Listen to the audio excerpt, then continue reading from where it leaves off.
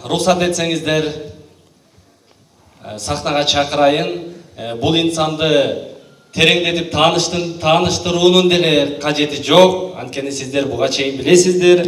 Агайдын ушул бир адамдан бир китеп долбоорунун өнүгүшүнө, ушундай деңгээлге чыгышына салымыз зор.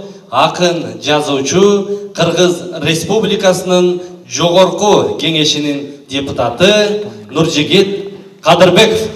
Агай, келиңиз.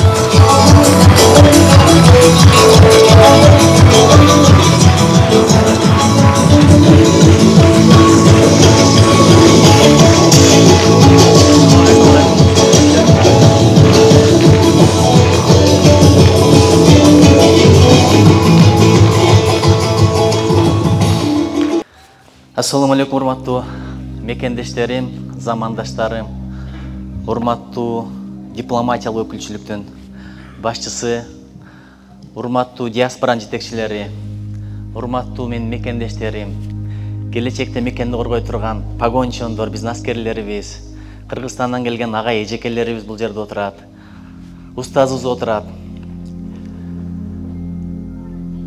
Сен шаарда жашасаң, бирок атаңа белек бешкек жөнөтүп турсаң, апаңдын каалаган сураганын берип турсаң, бирок өзүң барбасаң бул өтпөйт. Апа үчүн эң кымбат нерсе сени көрүп туруу. Аны алыстан жөнөтүп коюп, телефондон кабарын сурап коюп, кабар албасаң, барбасаң, бул апага өтө катуу тиет. Анткени апага эң кымбат нерсе сенин карааның, сенин келбетиң.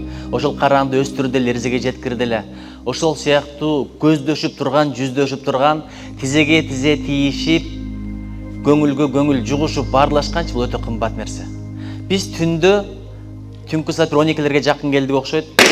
Келсе Кыргыздын туусун желбиретип, Санкт-Петербургда эстеп койгула. Кыргыздын каймагы, Кыргыздын чөбөгөсү менен боорсок менен тосуп алышты. Элестетип көргүлө. Бул жакта иштеп эткем, мен атайын макала жаздым, Питердеги чөбөгөдө, бирок дагы деле жүктөй албай атам. Facebook иштеп эткем, VPN жакшы иштеп атат, айтор жүктөп атат, эми жүктөлгөндө окуй турсуңар, Кудай таала бир берекелүү макала кылсын. Ошон үчүн ким эгерде адамга рахмат айтпаса, Алла таалага рахмат айтпайт. Мунун иш-чара жөн эле болгон жок. Акалай, макалай сүф, алма-буш оозума түшсө боло турган иш-чара эмес. Канча адамдардын мээнети, уктабаган түндөрү, аракети, планы, биригүүсү. Кайсыл жерде бирүүгө ынтымак болсо Алладан жардам келе берет экен. Мурда мындай иш-чаралар жалаң Москвада өтөт болчу. Питерде биринчи жолу. Биринчи деген кандай сонун нерсе? Биринчи сүйүү, биринчи барган мектеп, биринчи жашаган жер, биринчи көргөн көз. Ошон үчүн киндик кан тамган жердин баасы башкача, анткени биринчи каның ошол жерге тамып атат, биринчи көзүң ошол жерди көрүп атат, биринчи сууну ошол жерден ичип атасың, биринчи абаны ошол жерден жутуп атасың. Биринчи болгон жер бул тарых. Бүгүн бардыгыңар Санкт-Петербургдагы тарыхтын жаратмандарысыңар, тарыхтын катышуучуларсыңар. Ошо менен чын жүрөктөн куттуктайм. Эми биз отурабыз, конок болуп келдик. Устаз экөөбүзгө рахмат айткандар аябай көп болуп атат. Келгендерге чоң рахмат. Кечээ мен Москвада айтып бердим, бир топ бөлүштү. Бир адам аябай адептүү катары атагы чыгыптыр. Ушунчалык адептүү экен. Анан ошонун адебин сынайбыз дептир. Кыргыз сынаган жакшы көрөт эмес, балдар сынаган жакшы көрөт экен. Анан конокко чакырыптыр атайын. Түкүнчө баланча сураныч келип, биздикине чай ичип кетиңиз, эртең той болот деп. Жасанып алып тойго келиптир, элдин баары кирип атат дейт. Алдына бирөөлөр тосуп чыгып айтыптыр. Сиз тизмеди жок экенсиз, кете бериңиз дептир. Элестетип көр, бирөөнүн үйүнө конокко барып, эми кирейин десең, кечирип коюңуз, сиз чакырылган эмес, кете бер десе, кандай акыбалда каласың? Сен кандай мамиле кылат элең, элестетип көр. Биз мындай, эмне чакырдыңар анда? Мен карасаңар, кантип эле мындан ким айрылы, келеси болор, көкмелер деп жакалашып бетин алып кетмекпиз, бирок ал унчукпай эле макул деп кетип калыптыр. 200 метр кеткенден аркасынан бирөө чуркап барыптыр, кечирип коюңуздар. Сиз тизмеде бар экенсиз, билбей калыппыз, жүрүңүз дептир. Жылмайып кайра келсе дагы бир айтат, иште жок, кечирип коюңуз, сиз тизмеде жок экенсиз деп. Андан жакшынакай болуп кайра кетип калыптыр. 300 метр болгондон кийин дагы чуркап барыптыр, жүрүңүз тизмеде бар экенсиз деп. Кайра келсе ошол эле киши тамашалап койдум, жок экенсиз деп атыптыр да. Анан жакшынакай болуп кетип атса, аркасынан барып, кайра чакырып келип, биз сизди чындап эле тамашаладык эле, азыр пранк деген бар го, розыгрыш кылдык эле. Сизди адептүү дегенден адебиңизди сынаган эле ушинтип эле, бирок чындап адептүү экенсиз. Бир да жолу жаман айткан жоксуз, капа болгон жоксуз, таарынган жок, сизге таазим деген экен. Муну мактана турган эчтеке жок деген экен. Муну мындай мактана турган, сыймыктара турган эчтекеси жок. Ит деле ошондой чакырсаң келет, кет десең кетет деген экен. Ансыңарындай бизди чакырдыңар болгону келдик, кет десеңер кетип калабыз. Уюштургандарга чоң рахмат. Акбарали ордуңдан туруп койчу. Акбарали кайда? Акбарали баштаган. Биякта Таттыгүл турат. Алтын ордуңдан тургула, уюштурушчулар барга туруп койгулачы ордуңардан. Алтын турат, Өмүрзак турат, Бека турат, Ерлан турат. Отурбагыла, силер ким отур деди. Тургула, жигиттер. Батыр. Ордуңуздан туруп коюңуз. Мына биздин батырлар. Роналдону жакшы көрөсүңөр, Кемалди жакшы көрөсүңөр, БТСти жакшы көрөсүңөр, бирок Кыргызстанга пайдасы жок. Биздин жигиттер, кыздар барыңарга чоң рахмат. Кудайым колдосун, коргосун. Бар болгула, келечегиңер кең болсун, ыкбалыңар Аллахтага тең болсун. Амин Аллаху акбар. Менин темам өрнөктүү өмүр деген тема экен.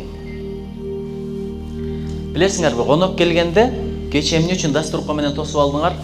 Көбүнчө эркек кишинин сүйүүсү ашказан аркылуу деп бекер айтылбайт. Ошон үчүн кыздар тамак жасаганды жакшылап үйрөнүп алгыла. Аял болсо кулак менен сүйөт, эркек көз менен сүйөт. Биздеги бир чоң кадасылыкты айтып берейинби? Турмушка чыккан чакты жасанганың башкача. Ким бир айтмакчы, бетиңден да бет майың кымбат болот. Чын кашка каш улап, чачка чач улап, ак чачтар сары болуп, сары чачтар кызыл болуп, анан башкача көйнөк, көздөр үч буруштук, озор төрт буруштук, үндөр жасалгандай стерео болуп чыгат. Анан аябай сүйүп күйүп калат. Ошондон баштап эркектин көзү жумулуп калат. Билесиңерби, менин апам бир сөзү бар. Үйлөнөрдө көздү чоң ачкыла, анан үйлөнгөндөн көзүңдү жумуп жаша дейт. Бизде тескерисинче көздү жумган бойдон сүйөт. Кой, карап көрбөйсүңбү, тегин билели, наркын билели, тарбиясын жок, мен ушуну сүйөм, ушуну алам деп тура берет. Анан экөөнү үйлөндүрүп койсо көзүн чоң ачылган сындай баштайт. Мындайың жок эле го. Эми мындай эмес элең го, мурда мунуң да бар эле, тигил эле, бул эле, анан проблема башталат. Ошон үчүн апам айтат, көздү чоң ачып танда дагы үйлөнгөндөн көздү жумуп жаша деп. Анысыңардай бул өрнөктүү өмүр деген оңой нерсе эмес. Өмүр деген эмне? Санкт-Петербургда деле төрөт үйлөрү бар. Бишкекте 5-6 төрөт үй бар, билесиңер. Бирок бир деген унутпагыла. Бишкектин сыртында 5-6 көрүштөн дагы бар. Өмүр деген ушул экөөнүн ортосу. Bir gün tuğuldun, bir gün joksun. Çın aytam, бүгүн эң маанилүү bir gün бар, эң маанилүү дагы bir gün күтүп турат. Ал эки маанилүү күн, бири өлгөн күнүң, бири туулган күнүң. Туулган күнүн бардыгы билет, бирок өлөр күнүн эч ким билбейт. Кандай өлөсүң, аны да билбейт. Кепин буйрабы, буйрбай бир Алла Таала билет. Канча адамдардын денеси качкырдын ичинде калды, деңиздин түбүндө калды. Ошон үчүнчү жакшы өлүм тилейли. Бирок жакшы өлүм болуш үчүн жакшы өмүр кечириш керек экен. Неге мен өлүмдөн баштадым? Адам өлүмдү түшүнбөсө өмүрдүн кадырын эчпейт экен. Ошого бирөөдөн сураптыр, мен ушунчалык бир мазмундуу, максаттуу жашап өтөм деп жеш бала айткан экен. Не кыласың, кандай максаттуу жашап өтөсүң десе, мен дептир, билим алам дептир. Анан университетте окуйм, анан үйлөнөм дептир. Үйлөнгөндөн кийин бала бакыралуу болом, анан аларды окутам дептир. Анан үй жай салам, машина алам, аны жакка барам, бул жакка барам, дүйнөнү көрөм, анан эмне кылам, неберелүү болом, анан эмне кыласың, неберелерди тарбиялайм, андан кийин эмне чеберелүү болом, анан эмне чеберелерди тарбиялайм, анан эмне кыласың, өлөм деген экен. Андан кийин эмне кыласың десе, билбейм деген экен. Сен биринчи ушуну бил, анан калганын сүйлө. Муну билбесең, калганын маани маңызы жок деген экен. Бул ушунчалык маанилүү нерсе, анткени бул дүйнө түбөлүк акырет. Бул дүйнө түбөлүк эмес, убактылуу акырет түбөлүк. Мен өткөндө Рим империясынын тарыхын 20 минут окуп көрүп койдум. Ал билесиңер, 1000 жылдан ашык тарых. Ал жакта Гай Грах бар, Юлий Цезарь бар, Клеопатра бар, Марк Антоний бар, Спартактын көтөрүлүшү бар. 20 минут. Ошого бир адам айткан экен, аябай чоң падыша, ушунчалык чоң ийгиликтерге жеткен падыша, өмүр баян жаздырып коюптур көрүштөнүнө. Кантип дебейсиңерби? Түкүнчө деген падыша өткөн, даңазалы падыша болгон, бирок үч эле жаштын өлүп калган деп. Анан таң калып туруп, неге дегенде, өмүрүндө өзүнө жаккан маанилүү үч эле иши болгон экен. Ошон үчүн 3 эле жыл жашадым деп өзүнө атаган экен. Биринчиси бул, экинчиси бул, үчүнчүсү бул деп. Ошондо аны карап отурган бир 60-70ке чыгып калган ушу жактан барган киши айткан экен. Эмесе мен өлгөндө менин көрүштөнүмө туул элек жакта өлүп калган деп жазып койгула деген экен.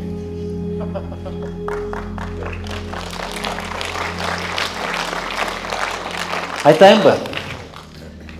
Балыктан из калбайт, сүзүп кеткен, учуп кеткен куштан из калбайт, эчтеке кылбаган адамдан из калбайт. Ушуга чейинки өмүрүңөрдү бүгүн барып бир эсептен өткөзүп койгула. Текшерүүдөн өткөзүп койгула. Эмнени кыйраттык, эмнени кылдык? Качан болсо байлык, айланайын, бакытты байлыктан таппайсың. Азыр Питерге $1 миллион издеп келдиң. $1 миллион тапкан күнү бакыт $10 миллион кетип калат. Бул жака келип джип издеп келдиң. Джип алган күнүчү?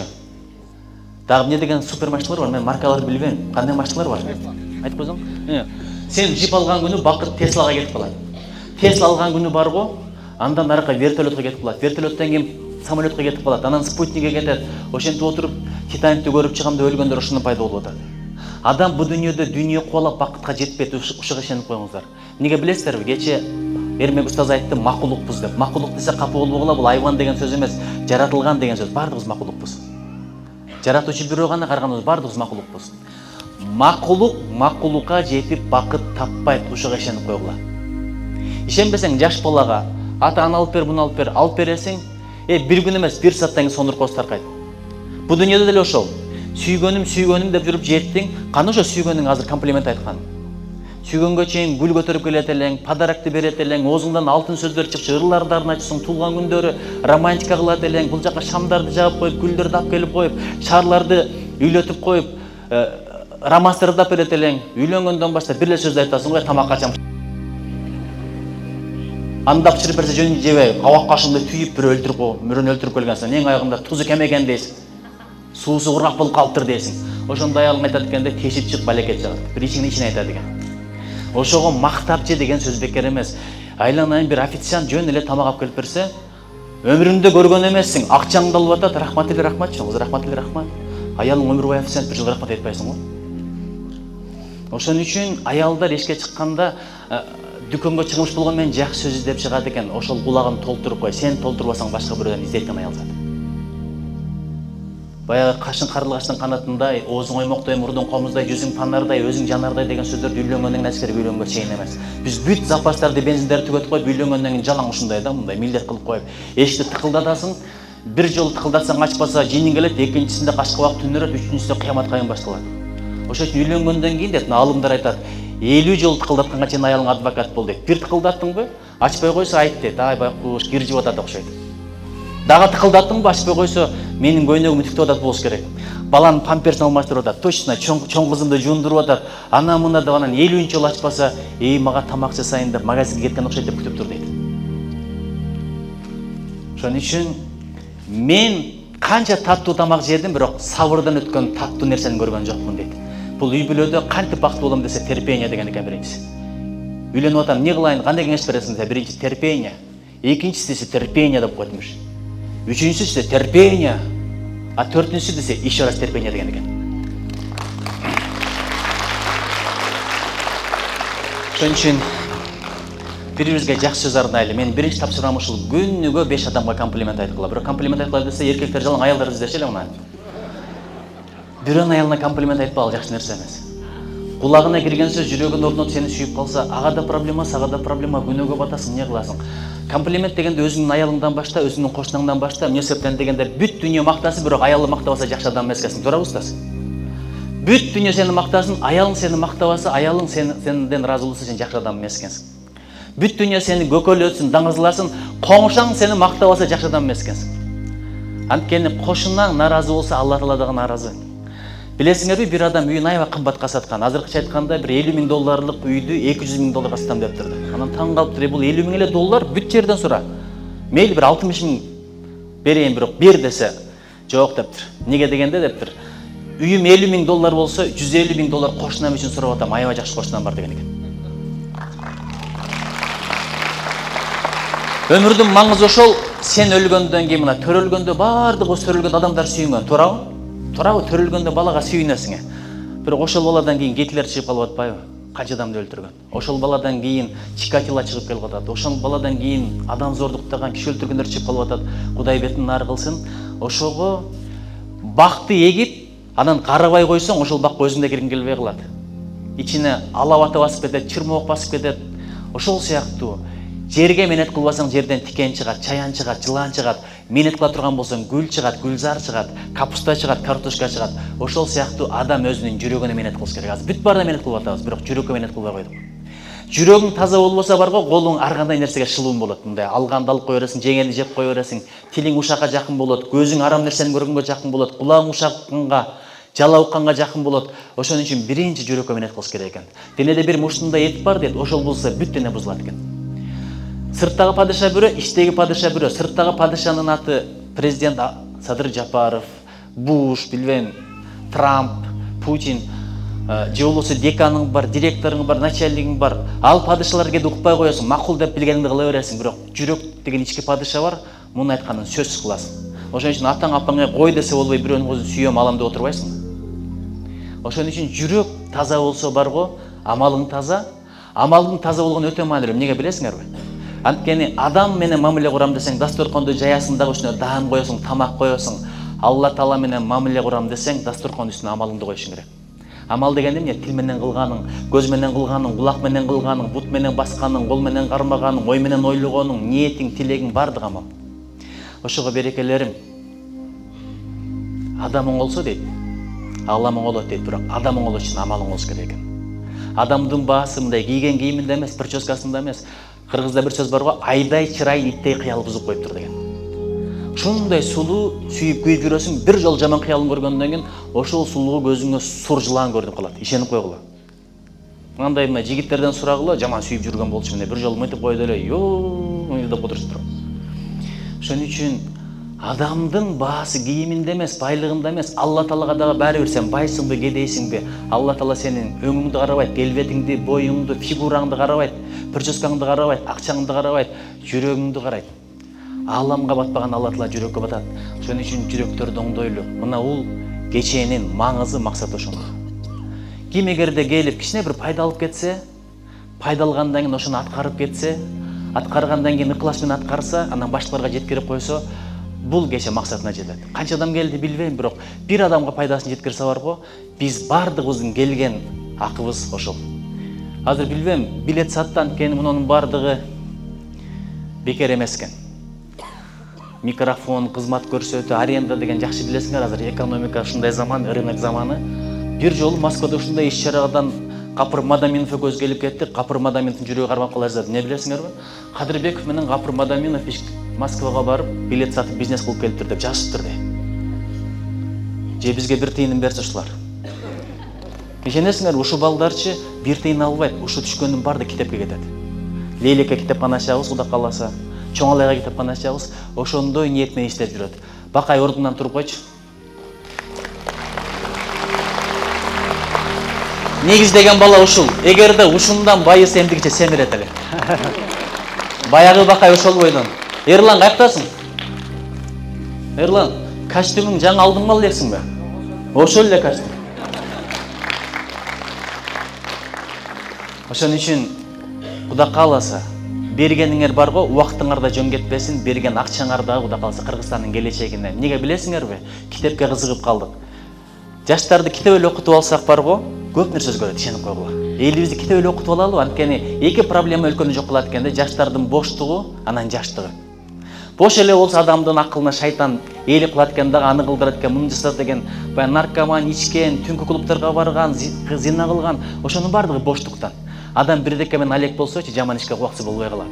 Китеп ушундай нерсе экен, китепти сен ачып кой, китеп сени ачат. Китепти көтөр, китеп сени көтөрөт. Мен өткөндө сумкамды ушинтип алып көтөрүп өттүм. Неге билесиңерби, ичинде китеп бар болчу. Ошого биринчи илим билим жугуштун максаты ушул экен. Сен илимге адеп көрсөт, устатка адеп көрсөт, китепке адеп көрсөт, калемге адеп көрсөт, анан кийин гана илим сага жугат экен, болбосо илим жукпайт экен. Ошон үчүн мен жашоонун маңызы, баягы өрнөктүү жашоо деген нерсенин түпкүрүн ушул жактардан издеп атам. Анан дагы бирдекени айтайынбы? Азыр аталардан, апалардан сурагыла, мурда адамдарды түшөт элек, туурабы? 2 бөлмө үй болот эле айылдарда. 2 бөлмө үйгө бири 10 баласы менен келсе, бир ай жашай берет болчу, батат эле, билесиздерби? Азыр өзүң курган 3 этажга өзүң батпай, жанындагы времкада жашап атасың. Тууганың келет, 1 саатка шорпоңду ичсе ичет, ичпесе нан тип туруп чыгып кетет, барып гостиницага ачтат. Мурда үй тар эле, бирок пейилгенен болчу. Азыр үйгенен пейил тарып кетти. Үйлөр бийиктеп кетти, адамдар пайдалуу бойдон калып калып атат. Адам бийиктебесечи, калган нерсени бийиктегени бул жок эле нерсе экен. Ылайга темирге менет кылдык, темир самолет болуп асманда учуп жүрөт. Үй азыр Буржи Халифа болуп асманга жеткени калды. Бирок адамга менет кылбай койдук, ошон үчүн көчөдө бомуздор жатат. Кайырчылар жүрөт. Бирин-бири аткандар, саткандар, кулагын мурдун кескендер пайда болду. Устаздан сурагыла, эң жакшы адам дейт, аялга жакшы мамиле кылган адам деп кече айтып берди. Пайгамбар алейхиссалам сөзү экен. Азыр эми кулагын кескен, мурун кескен заманга жетип калдык, Кудай бетин нары кылсын. Бул анын күнөөсү эмес, баарыбыздын күнөөбүз. Көрүп туруп көрмөксөн болгондордун күнөөсү. Кийиндирип атам, ичиндирип атам, тарбиясын башка бирөө берсин дегендердин күнөөсү. Баланы баққан башқа, тарбия берген башқа. Малды бақ, итті бақ, құшты бақ, балаға тарбия керек. Ең жаман нәрсе ушул Кудай бетин нар кылсын, карыганда балаңдын жаман чыгып калгандан Кудай сактасын. Сен убакыт бербесең, балаң кийин сага да убакыт бербейт.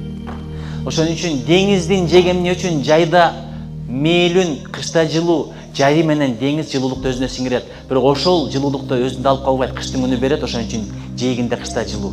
Эс алганда жегине кетебиз деңиздердин. Адам деле ошондой, кичинекейинде канчалык көп мээрим берсең, кийин ошол мээримди кайтарып берет. Аз балдарга мээрим жок, убакыт жок, калган нерсенин бардыгы бар. Кичине барып кучактаганды үйрөнөлүчү. Жигиттер, мырзалар, өзүбүздүн кыздарга өзүбүз гүл берели. Сен гүл бербейсиң, ошон үчүн кийин башка бирөөлөрдүн гүлдөрүнө алданып калып атат. Бешинесинен сүйгөндү, кичинекей кезинде кучактаганды үйрөтүп коелу. Мына эркек балдарды да сүйүш керек. Эмне эркек балдар барбы? Эмне отурат? Эркек балдарды мындай максаттуу, пландуу сүйүш керек экен. Кыз кишини сүйүп кереги жок. Билесиңерби? Кыз ансыз деле сүйдүрүп алат. Көкүрөгүңө баш коюп, атаке дегенде бол, эрип каласың.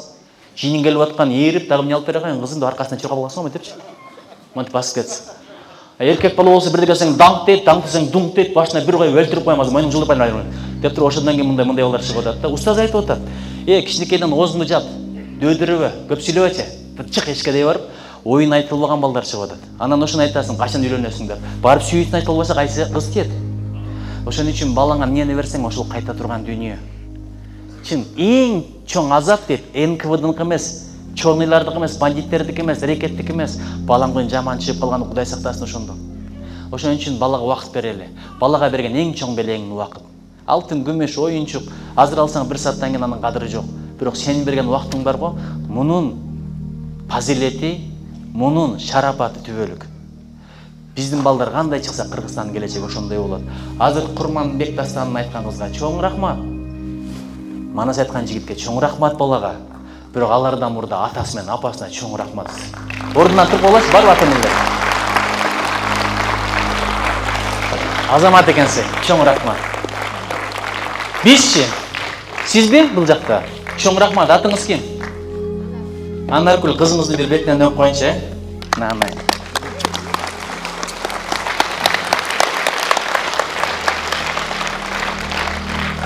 Сиз убакыт бербегенде, максат кылбаганда, менет кылбаганда, сабыр кылбаганда, балага барбир Курманбек жатасы, кто он такой деп турабы? Манас десе, чё? Предки приехали из Кыргызстана, боже упаси, обратно не хочу деп калыштан Кудай сактасын. Ошого биз ушул нерсени үйрөнөлү да, мындай. Берилгенди жакшы көрөбүз, бирок бергенди унутуп калдык. Сага ден соолукту берген ким? Көздү берген ким, сөздү берген ким, тилди берген ким, абыройду берген ким, тууганды берген ким, ден соолукту берген ким, мекенди берген ким, аманчылык, тынччылыкты берген ким? Унутуп калдык, бирок берилгенди жакшы көрүп атабыз. Долларды жакшы көрүп атабыз, машинаны жакшы көрүп атабыз, дүйнөнү жакшы көрүп атабыз. Дүйнө жүрөккө кирбесин. Дүйнөнүн орду чөнтөктө, банкта. Дүйнөнүн ичине кирсең кир дейт, бирок дүйнөнүн ичине киргизбе дейт. Дүйнөнүн орду жүрөктө эмес. Жүрөккө дүйнө кирип кетсе бар го, проблема ошол жерден башталат. Өлтүрмөй, атмай, сатмай, кыянат кылмай, секирмей, ошонун баардыгы ошондон башталат. Ошол кышыларды айткым келди, мен эми акырын кийинки өтөйүн. Шүгүр кылганды үйрөнөлү, Кудайга шүгүр, мекенибиз бар. Канча элдер бар? Мен Японияда жүргөндө улуттун атын айтпай эле коеюн, бир улуттун өкүлү бар эле. Каяктан болосуң дегенде, мындай бак ушинтип унчук албай көзүнө жаш келип туруп калат болчу. Анан сурайт элем, эмне болду десе, өзүнүн кайсы элге баш ийип турса ошону айткысы келбейт. Өзүнүн мамлекети жок, бирок калк бизден көп калк. А мен болсо алардын жанында докакара кимашта кунива десе, киргизу кара кимашта да оозуму шадырамай берип болчу. А киргизу деген билесиңерби? Кыргызстан деген сөз япон тилинде. Кунива десе киргизу депчи, тааныбаса деле. Тур сурайт, Киргизстан, киргизу деген эле күлөт. Көрсө киргирису деген япон тилинде бул чегиртке деген түшүндүрөт экен. А киргизу да анан игирису дейт. Игирису деген Англия деген сөз. Кытайдын жанында десең, кытайча билесиңби дейт. Мурдагы Сорен, Мукашинова, Сорен, Советский Союз десең айтат. Онда оруссуңбу дейт. Анан Кыргызстан, ваташно годе, мен тилимде Кыргызстан десең, стан, Афганистан, Шрекодо, Казахстан, Өзбекстан, Тажикстан, Пакистан, Стантачи, Шерамескедо, Киргизова, Ширанай дейт. Бардык стандарды билем дейт, бирок сенин станың билбейт экенмин дейт. А биз болсо Кыргызстанда бөлүнүп, жарылып, өзүбүздү дүйнөнүн чордон кинди бойлоп жүрөбүз. Бизди дүйнө тааныбайт. Бирок качан тааныйт? Ушундай иштер боло берсе Кудай кааласа тааныйт. Бирок мен оозумду толтуруп туруп, Азыр мен комуз ойноп бер дегелечи, ойноп бербейм. Ырдап бер дечи, ырдап бербейм. Бирок Японияда иш-чара болгондо комузумду көтөрүп алып, программага киргизип кой деп жүрүп, жакалаш жүрүп киргизет болчу. Алар план боюнча жашайт. Эгерде убагында кирбесең, болду, киргизбейт, шансың түгөндө. Бирок мен кечиксем да пикет кылып атты кирет болчумун. Мен жакында кетем, комузду көрбөй каласыңар. Кыргызстанга кетип атам, арманда каласыңар деп отура калып, машботой менен таң булуун ойноп үйгөндө айлас киргизет болчу. Ушундай эптен кутула алышы депчи. Кыргыз барго бир беттесе жаман көп бет болот. Силер ойлоп жүрөсүңөр, Кадырбеков жумшак деп, жумшак тапкан экенсиңер. Кадырбеков жумшак деп жазган аялым күлө берет деп, булар сени билбейт экен, сизди билбейт экен депчи. Жумшактык башка, бекемдик башка. Жумшак боло турган жерде жумшак болуш керек. Жумшактык жакшыпа, туурабы устаз? Бирок бекемдик бул керек нерсе. Эмне үчүн билесиңерби? Ошол жерде комузду ойноп, ырымдырдап туруп, жөн эле кетпей, барып туруп, туумду көрсөтүп, ваташино киргизу десу, ваташино фраго десу, ваташино куни десу, картадан көрсөтүп, киргиз жин десу, киргизди ките кудасай деп кетет болчу. Оозуму толтуруп. Мен айткандан Кыргызстанга келген туристтер болду, ишенесиңер ушуга? Ошон үчүн берекелерим, Кыргызстанга Кудайга шүгүр дейли. Көз көрүп атат. Азыр мен депутатмын, канча адамдар келет байкуштар. Өткөндө бирөө келиптир, балам аттан жыгылды, омурткасынан доо кетти, ордунан жыла албай калды. Операцияга акча керек болду, жардам берип коюңуз. Азыр дейт, ордунан жыла албай калганда иштеген маселе дейт. Зарасын кыла албай калды өзү дейт. Ичин тешип, шлемга менен улаштырып койдук дейт. Ушунчалык жакшылыктары чексиз Алла Тааланын. Аны көрбөй эле анча-мынча проблемаларды айта беребиз. Ал проблемалардын жанындачы сенин проблемаң юрунда орчу айтканда. Ошо Кудайга шүгүр дей берели. Шүгүр десек Алла Таала бергенин көбөйтүп берет. Эгер шүгүр дебесең, бергенин да калып коет. Ушуга ишен.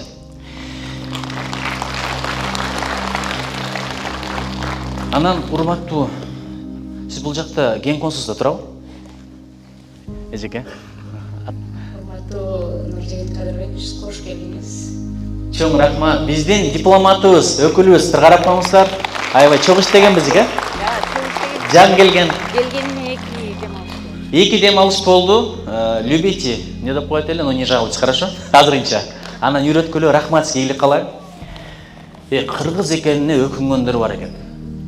Ким кыргыз экенине сыймыктанат? Колуңа көтөрүп койгулачы. Түшүргүлө. Мен көргөн жокмун, жана ырчылар не вижу ваш руки деп ансыңардайчы. Ким кыргыз экенине сыймыктанат? Кол көтөрүп койгула. Ким кыргыз экенине сыймыктанат? Эки колуңа тең көтөргүлө. Ким кыргыз экенине сыймыктанат? Жерди тепкиле. Ким кыргыз экенине сыймыктанат? Бир кыйкырып койгулачы. Ким кыргыз экенине сыймыктанат? Ордуңардан туруп койгула. Мындай кылабыз. 1 2 3. Кыргызстан. Кыргызстан.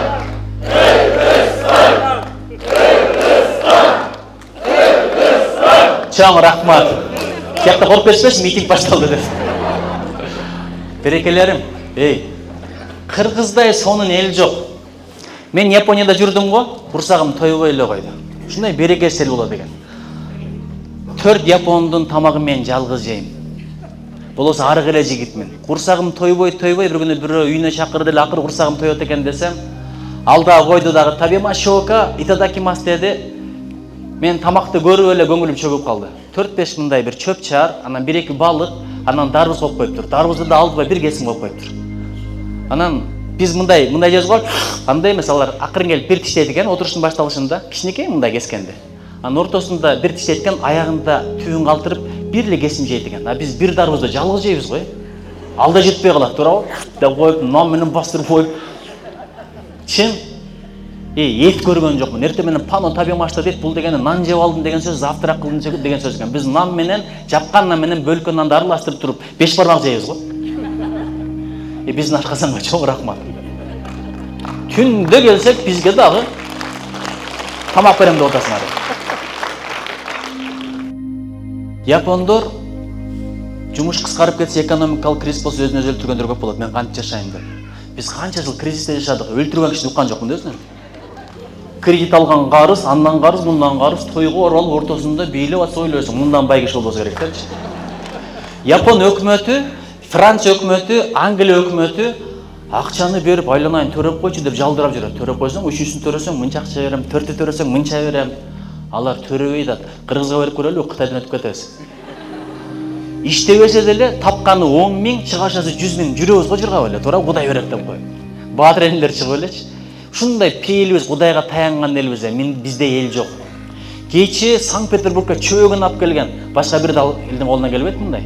Кесе Эрмек устаз мынтип коет, бир Азербайжандарда келип борсоктон жеп калсачы, мына биздин борсогубуз ичине аба салып эле сайрабыз дейт. Ушундай бактылуу эле экенбиз. Ушундай акылдуу элбиз. Бирөөлөр билесиңер, эт салат, гамбургер кылат, дагы бирөөлөрү пирожки деп туруп эт картошка салат. Биз аба салып эле жеп атпайбыз. Кудай бизге береке берип койгон, ошондой элбиз. Надырбек Алымбетов деген акын киши бар. Мен атамдай көрөм. Атам жок дей бересиң, Нуржигит, ушул сөздү айтпайлы койчу, мен турбаймынбы дейт.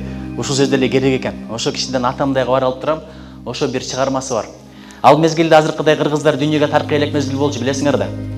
Анан 90-жылдары биз дейт Германияга бардык дейт. Германияга барсак, бир убакта Дишан Хангелдиева чыкты дейт. Анда бүт немистер отурат, арасында бир-эки кыргызбыз дейт, делегация менен барган. Аркамдан бир кыргыз чөөн чыгат дейт, садаган кетейин кыргызым, айланып кетейин кыргызым деп коет дейт. Комузуңун шоокумун кара, мындай абазың кара, формаңдан жарашканын кара, өңүң кара, маданиятың кара, экөөнүн бири-бирине жарашканын кара, айланып кетейин кыргызым, садаган кетейин кыргызым деген мындай карасам, бир немис сүйлөп атыптыр дейт. Кыргызча. Анан таң калып элем, бул эмне деген немис, көзүмө көрүнүп атабы, галлюцинациябы деп анан кийин бүткөндөн кийин акырын баягы жанына барып кыргызча сүйлөдүм, ооба деп койдумуш. Каяктан билесиз, сен мен Таластан көчүп келген немисмин деп койду. Таластар бар, ол туруп аласыңдай. Бакаятыда мына. Ленинпольдо көп болгон экен немистер. Анан кетти дейт, бул немисиң болбогон эле экен деп койду дейт. Балдар кел, көчүп кетебиз, келип алып, бул эртең мен ишке кетет экен, кечин үйгө келет экен, жумасына бир жума бир кафеге барып келишет экен, анан кийин паркка барып коюшат экен. Биздегидей баягы устуккан ташымай жок, пакет ташымай жок, кат ташымай жок, баарлашып отурмай жок, жаман Кыргызстанды сагынып бир күнү кетип калам деген экен. Ушундай элдин тукумубуз анан келип алып туруп, дагы эле кыргыз болгон наразылыгындар толтурат. Аябай ынтымактуу экенбиз. Каякта билдим айтып берейин, өткөн жылы Тажикстан менен кичине каргаша болду. Сураныз, тажиктерди жаман көрбөгүлө. Бир да тажик апасы баласын барып согушуп өлүп келди деп айтпайт. Эми бир саясатчылардын катасы болду. Буну унталы, өттөлү кетирели, кечирип коелу. Ошондо мен Баткенге барып, жаш балдардын ыйлаганын, апалардын ыйлаганын көрүп, ушундай кайгырып келатып, бир жагы көңүлүм көтөрүлдү. Неге билесиңерби? Кайра келатсам, Таластан жардам, Көлдөн жардам, Жетөгүздөн жардам, Тоңдон жардам, Майлы суудан жардам, Кара Кулжадан жардам, Алайдан жардам, кетип атат. Бишкекке келсем, спорт сарайында жаштар күндүр түндүр топ таркатып, волонтерлор, башка бир дагы элдин мындай колунан келбейт экен. Анан пандемия учурунда көрдүңөр го, бир гана кыргызстандык волонтерлор бүт баарын камсыздап турду, калгандары баары мамлекетти карап отурду. Колубуздан иш келген элбиз. Качан ынтымак болот экенбиз? Бирөө басып берген ынтымак болот экенбиз да, бастырбай эле койсунчу, жөн эле ынтымак боло береличи. Экинчиси, ак жол күрөшкөндө же айшыл күрөшкөн ынтымак болот экенбиз. Ак жол күрөшөт деген күнү, жоламан күрөшөт деген күнү баардык телевизордун алдында жоламан күрөшөт. Олимпиада күндөрү айшыл менен ак жол күрөшөт деп бардык. Көрдүңөр да, чоң экранды, лед экранды коюп алып туруп баарыбыз аянттабыз. Ак жол баягы полуфиналда жеңип койгондо бирөө менен кучакташып жүрөм, ким менен кучакташсам тааныбайт экенмин ошонучу. Ал деле мени тааныбайт. Жакшы өбүшүп кетпеппиз мындай. Ошондой экен мен баягы. Анан бир убакта Айшылуда жеңди, полуфиналда ак жолдо жеңди, кетели десе келе, аз дагы бир кыргыздын кызы 3-чү орунга көрүшөт, кетпей турула, мен аны тааныбайм. Көрсө көрөлүш десем бир тыкыйга кыз чыкты, чачымды тыкпаймын. Көрдүңөр, эсиңерде барбы? Анан аты ким десем, Мээрим дейт. Фамилиясы ким? Жуманазарова дейт. Көрсө көрүп коелу деп көрдүк. 3-чү орунда мындай ал начик кыз турбайбы көрүнүшү, мындай жеңе тургандай деле көрүнбөйт экен, эми көрсө көрүп коелу деп баягыны баса калып эле жеңип таштабадыбы. Жеңип таштаганда ушундай көзүмө жаш келген экен, бирөө тартып чыгарып коюптур, Кадырбеков ыйла үйдө деп, ыйласа ыйлайм да. Жөн ыйлаган жокмун да, туурабы? Тарыхта биринчи жолу кыргыздын кызы тарыхта калып атат. Ак жол эмес, азыр Мээримдин тарыхтагы орду чоңураак, эмнеге билесиңерби? Биринчи жолу алып келип атат. Мурда бир жүзөдөн бир алган экен, ал Казакстандан келген спортсмен болгон экен. Кыргызстандын тарыхында биринчи жолу медальды алып келген Мээрим деген карындашыбыз. Анан ак жол айтып атат, өткөндө чай ичип отурсак айтып атпайбы, мен дейт, силер ушинтип көрүп отурганда дейт кыргыздар, анан аякта мындай күрөшкөнүбүз менен доспуз дейт. Барып көрсөтүп аттым дейт, мына. Биз көрсөтсөк дейт, таң калат дейт. Өлөңө силер ушинтип күрөшкөнүңөрдү көрөбүз, биздикилер телевизордон көрсө көрөт, көрбөсө жок деп коет дейт. Ушундай ынтымактуу элбиз, кыргыз болгондо Кудайга шүгүр. Кийин кыргыз кыздарынын кадырын билет дебейсиңерби? Башка улуттарга үйлөнгөндөрдөн сурап көрсөң, кыргыз кыздары көздөрүнөн учуп жүрөт да мынтип арман кылчу. Мен японкаларга үйлөнгөндөрдү көрдүм, американга үйлөнгөндөрдү көрдүм. Арман аттын башында бир эч айтпай жүрүшөт. Айтса японкасы мойны жыл болот да. Кыргыздын кыздарына кыздар таппайсыңар. Анан эми китеп боюнча айтып берейин. Жакында мен Роза Айтматованын Кат келди деген чыгармасын окудум. Ким окуду эле кол көтөрүп койгулачы. Окуп койгулачы. Кат келди. Эмне үчүн кат келди? Илгиз агасы бар го Айтматов. Ошол жаш бала болуп туруп согуш учурунда поштальон болгон экен. Азыр поштальон десең жаш балдар түшүнбөйт. Себеби SMS жөнөтүп калдык. Мурда кыздарга кат жазып коюп башка шаардагы бир ай күтөт элек. Азыр жөнөтөсүң 1 секундда жооп келбесе жиниң келип кетет. Туура ушундай сабыр кетип калды. Анан ошол баланын атын билбей, кат келдиби, кайсы бала баягы кат келди деп аты ошондой болуп калган экен. Анан бир кемпир бар эле дейт, ошол кемпирдин 2 баласы бар эле дейт. Экөө тең согушка кетиптир. Карачы арман дүйнө. Абушкасы жок, жалгыз калган дейт. Анан кат алып келем дейт, окуп бер дейт, сүйүнөт дейт. Бир күнү чоң баласынан кара кагаз келди дейт. Кара кагаз келди эле, мен кеңсеге алып барып бердим, аксакалдар менен барып угузду дейт. Анан кемпирдин кыйкырып ыйлаган озондогон үнү дейт, айылдын нарк башына угулуп турду дейт. Ошончалык жүрөгүм эзилди дейт. Анан тилегим эле ошол болуп калды. Кудай, экинчи баласын аман кылчы, экинчи баласынан кара кагаз келбесчи деп тилек кылдым дейт. Дайым барганда балам кат келдиби дейт. Кат келген күнү ачып берем дейт, окуп берем, сүйүнүп калат дейт. Бетимен өбөт дейт. Бир жолу алма берди эле дейт. Карындаштарым алып келип бердим эле, жыргап жешкен дейт. Ошондой заман болгон. Анан кат келип жүрүп бир күнү чындап эле ага да кара кагаз келип калды дейт. Элестетип көр, кемпирге кантип угузам дейт. Кеңсеге барсам жөн угузуп коет дейт. Анан апарып суга агызып ийейин дейм, ага да колум барбай дейт. Барып сандыкты ачтым да түнү катып туруп үстүндө бирдекелер салып бекитип койдум дейт. Анан кемпир дейт бир күнү үйүмө издеп келип тур дейт. Чото келбей калдың сен мага балам? Мындай бирдеке жашырып атасыңбы? Бирдеке мындай ачыгын айта берчи. Сен менин катымы жөнөттүң беле деди эле. Апа мен Горбатовско жер иштетип атам. Ал жакка барганда алып келип берем. Кат келет деп коюп дейт. Ушундай кирип алып ыйладым дейт. Анан бая кемпирдин шагын сындырбайын деп баласынын атынан өзүм кат жаздым дейт. Апа, сагынычтуу салам кат. Мен согушка кирип кетип, колум бошобой жүрдү, кечирип коюңуз. Амансызбы, тынчсызбы, сизди аябай сагындым деп. Анын стилин билип алганмын, окуй берип катын дейт. Анан 3 буручтук бүктөдүм дагы апарып бердим дейт. Апарып берип, апа кат келди десем, ошондой сүйүнүп дейт, көзүнө мындай такап, өп садаган кетейиним, окуп беришти деди эле дейт. Ачып алып өзүм жазган катты өзүм окуп бердим дейт. Ушунчалык бактылуу болду дейт. Ошентип 3 жолу кат жаздым дейт. Үчөөнү тең апарып окуп бердим дейт. Ошентип ушунчалык арман кылып жүрдүм дейт, эч кимге айтпаган сырым дейт. Кыйналып жүрүп анан кийин бир күнү дагы катка барсам дейт, сууларды кечип өтүп. Уктуңбу? Эмне болду? Согуш бүттү деп поштальондордун башчысы эжекебиз дейт, чоң эже болчу, бетимен өп куттуктап атат дейт. Анан ушундай чындап эле эми Чыңгыз согушка барбай деп атам дейт. Чыңгыз Айтматов да кетеби деп кызат болгон экен. Агам да кетип калабы депчи. Алдында бой тартып калган болчу дейт. Анан бул кат келбейби, кара кагаз келбейби десе, болду эми согуш бүттү деп анан ойлонуп туруп сурап калды дейт. Эсиңде бар, бая бир кемпирдин экинчи баласынын кара кагаз келди эле го дейт. Анан өлдү дедим дейт. Билип алган экен, эми мени камабаса болду, жазалабаса болду деп анан ооба кара кагаз келген болчу десем, ошо баласы өлбөптүр деп атат деп атпайбы. Жарадар болуп кабарсыз болуп калган экен, кара кагаз адаш жөнөтүп коюптур деди эле дейт. Ушундай сүйүнүп дейт, келдим да кагазды алдым дагы дейт. Дарыяга келип дейт, агыздым дейт. Ошону менен балалыгым менен да коштоштум дейт. Согуш менен да коштоштум дейт. Кайгы менен да коштоштум дейт. Кудай ошо согуштан бизди аман кылганына шүгүр. Ушуга шүгүр айталычы. Ушуга шүгүр айталы. Бул дагы чыгарма. Роза Айтматованын дагы бир Тарык Нактай барактары. Атасы 91 жыл табылды эле го, билесиңерби? Баягы. Ошондо атамдын көкүрөгүндө дейт, жазган каты сакталып калыптыр дейт. Анан абага чыкканда эле майдаланып кетет турбай, ошону абага бекер чыгарганда көчүрмөсү дагы деле бар экен.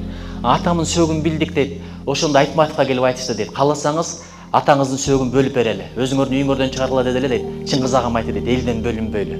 137 адам менен кош табылды, кошо көмүлсүн деп. Ошондо дейт, атамдын сөөгүн дейт, колонна менен алып баратканда дейт, элди аралап ыйлап бараттым дейт. Ата, өмүр бою издедик эле. Сен табылдың, бирок сен үйдөн чыгара албай атабыз, элден бөлө алган жокпуз, бизди кечир ата деп ыйлап бараттым дейт. Ушунча жыл күткөн атам дейт, акыры табылды, бирок үйдөн чыгара алган жокпуз, арманыбыз ошол дейт. Кудай, бири-бирибизди узатканга бир заман бололу. Бир гана тилегим, атам десе дедирсин, апам десе дедирсин, ботом дедирбесин, менин тилегим ошол. Баары бир өлөбүз бир күнү. Жакшы өлүм болсун. Менен бул китептер жөнүндө айтып атам. Эми акырын Мен дагы аяктайын эми. Анткени ойлор аябай көп болуп атат. Чын төрөлгөндө эненин ичи бирдей экен, баарыбыз бирдей эненин ичинен төрөлөбүз. Эненин ичи окшош эле болот, бирок эненин ичинде бирөө бактылуу, бирөө бактысыз. Эмнеге билесиңерби? Ким аялына боюнда барда жакшы мамиле кылса, ичиндеги бала бактылуу болот экен. Көңүлүн көтөрсө, комплимент айтса, чачын сыласа, башын сыласа, жылуу сөздөрдү сүйлөсө, ким катуу тийсе, урой тийсе, кыйнап койсо, бала да бактысыз болот экен.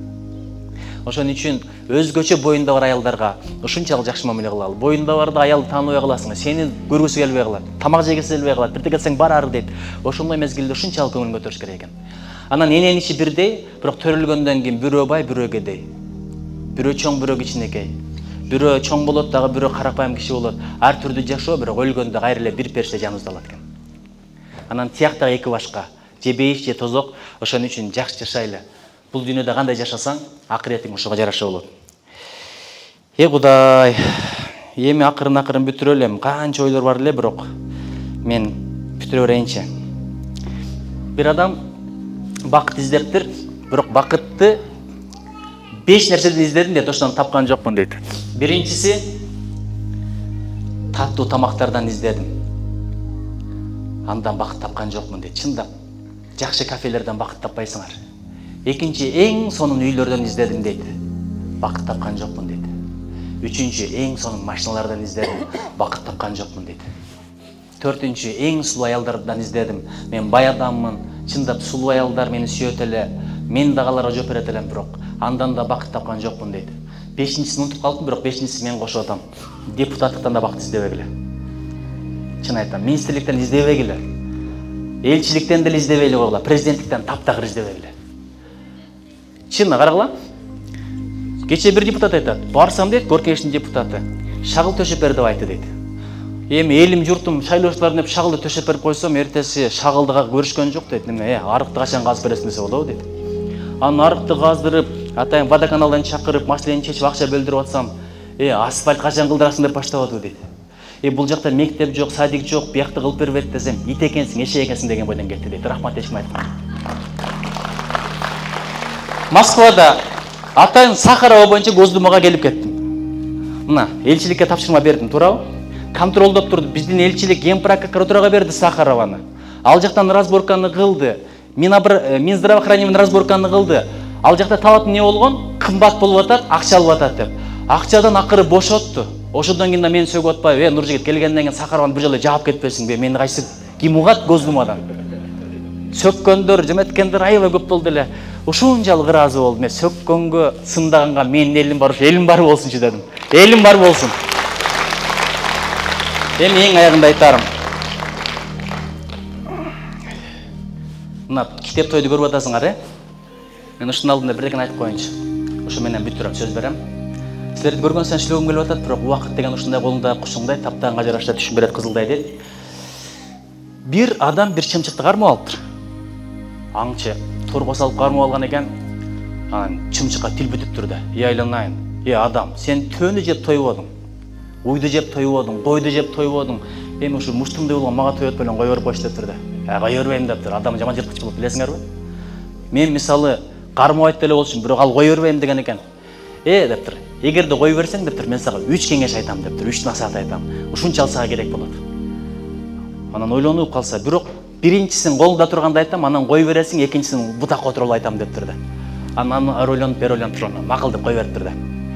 Кое берип тур, колунда турганда айтып тур. Болбой турган ишти ким айтса дагы ишенбе деген экен. Анан макул деп туруп кое берсе, бутакка отуруп тур дагы айтып тур. Экинчи кеңешим ушул деп тур. Эч качан өткөн ишке өкүнбө, колдон чыгып кеткен мүмкүнчүлүккө да өкүнбө, убактыңды туура пайдаланып текке кетирбе деген экен. Анан үчүнчүсүн дагы бир бутакка отуруп алып туруп, келесо деп тур, не десе, мен ичинде 10 дирхамдык бир ак бермет бар болчу, шуру бар болчу. Мен аны деңиздердин түбүнөн алып жутуп алганмын. Эгерде ошону сен алып алганда, укум тукмага чейин байлык жетет болчу деп турду.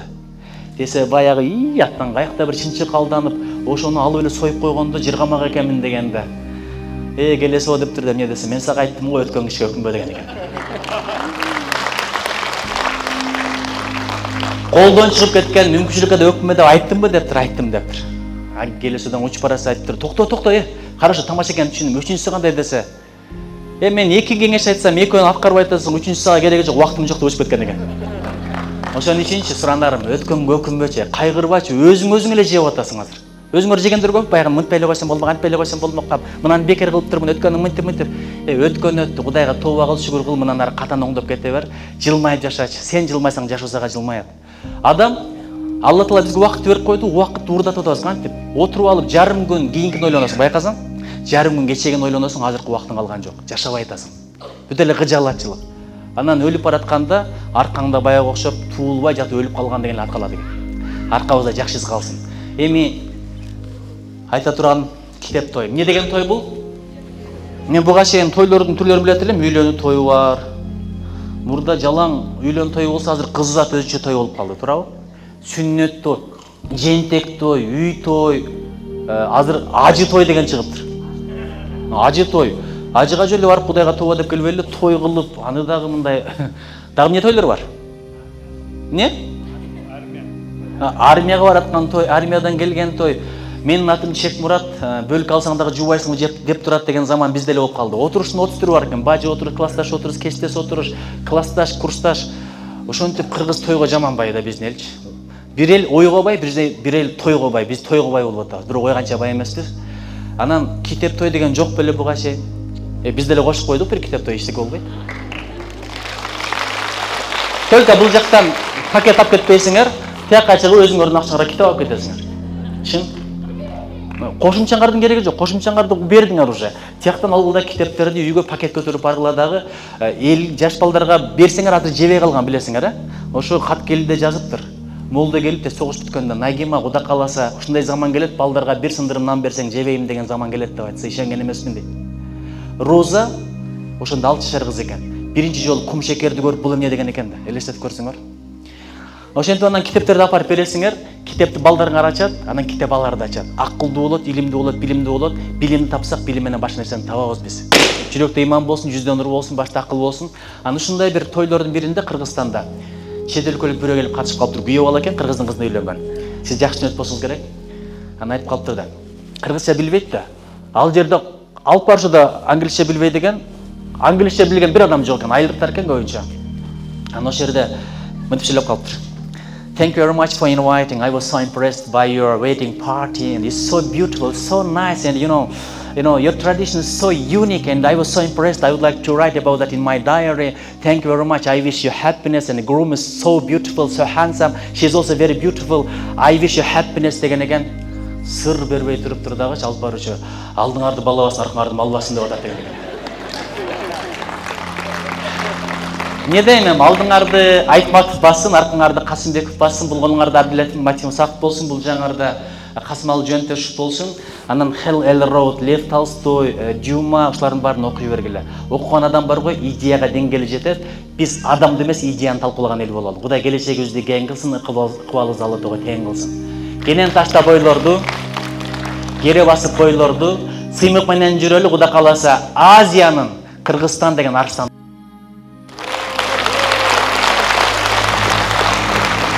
Анан Ерлан депутатты кармоо эле жакалай берет, билесиңерби?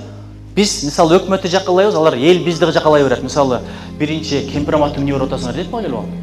Кемпираматты мен берген жокмун. Анан казинону эмне ачып атасыңар? 90 адам кылса мага тие берет экен да, кемеге түшкөндүн жаны бир. Азыр тууну эмне өзгөртүп атасыңар дегендер жаман көбөйдү. Тууну өзгөртпөйбүз Кудай кааласа. Билбейм, мен каршы добуш берем. Мына чачы түздөр атайын барып алып сулук салына чачын жиңгелек кылып атат, туурабы? А биз болсо жиңгелек нурларды кара түздөй деп атабыз. Эми күн карама болсо күн карамабыз, күн карама уйга караганда жакшы болуп атпайбы? Күн карама болсо жок дегенде семичкасын чагасың, семичкасынан май чыгат, анан күндү карап атасың да, сен эмне жерди карап атмак белек. Күндү карап жүрөлү, күндү биз эле карай берсин.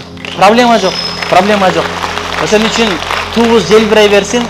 Анан эң аягында айтарым, ар ким ар нерсе деп атат. Бирок ушундай Эрландай, Бакайдай, Акбарледей, Алтындай балдар Кыргызстандын камын жеп атат. Россия, Америка, Кытай, Казакстан, Өзбекстан болду эми, бу жол бошоткула. Анткени Кыргызстан келатат. Кыргызстан келатат. Пендебиз, сөздөн кетсем кечиргиле, көздөн кетсем кечиргиле, бирөөнүн акысына кирсем кечиргиле. Bizde bir жүрөк бар, bir ata, bir эне, bir ömür var, анан bir эле мекен бар. Ушул мекенибиз бар болсун, жараткан бизге жар болсун, чөлдөрүбүз шаар болсун, жүрөктө намыс менен ар болсун. Çok rahmat ağay. Nasıl bildiririz? Gelmediniz. 5 metre. Yakın kullanlar. Rahmat. Cugundu olsun, cugundu. Bayağı toydalı komadalar ayıp tarafı. İçken degeningizler aç bolsun depçe. Anan uqqanыңыздар aç bolsun. Oşoңуздар amal kaylansın.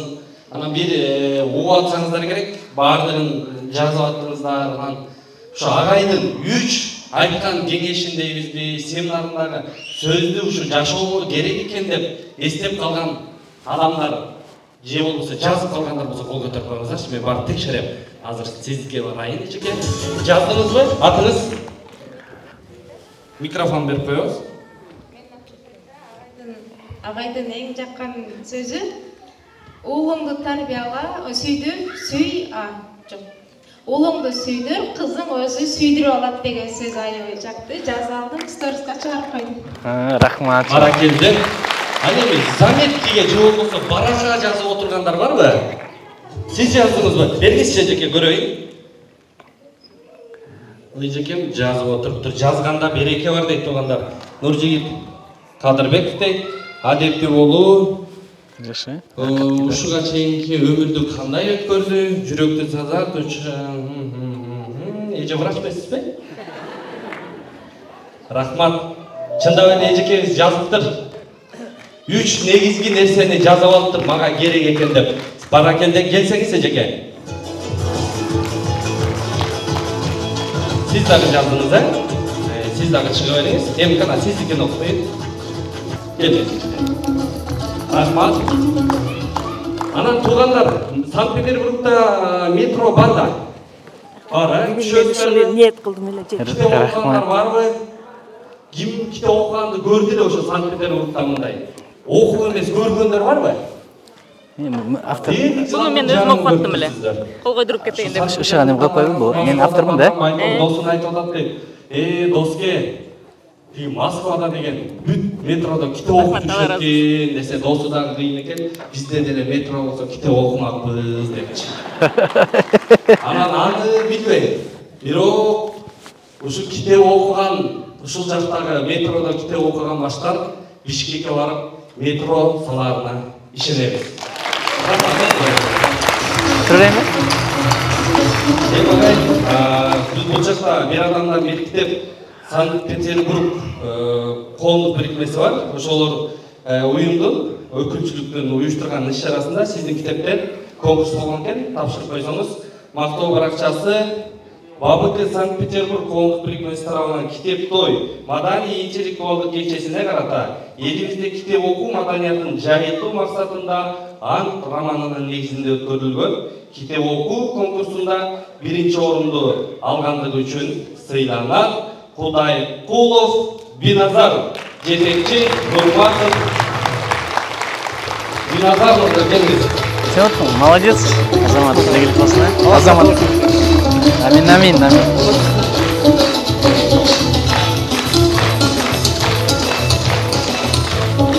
Билиңиздер, мен эмнеге сүйүнүп атам? Ушуга чейинки жеңүүчүлөр жалаң кыздар болчу. Сен чындап жигит экенсиң, Азамат. Анан бир гана суранычы, бир гана сен сизден кетем сурап алып сурай беришет, аялыңыз карындарыңыз беле деп. Жок, ардаган эмес, сурабай эле койчу. Анан антта Сирена ким, Лира ким деп сурай бергиле, анда сурабай эле болгулачы. Китепте айтпаган сырымды биякта айтмак белем. Анан Азиянын Арыстанындагы калпак сыры беле, калпак сыры мурда ушуну көп сурашат. Аны деле учургунда айтып берермин. Барганга чоң рахмат.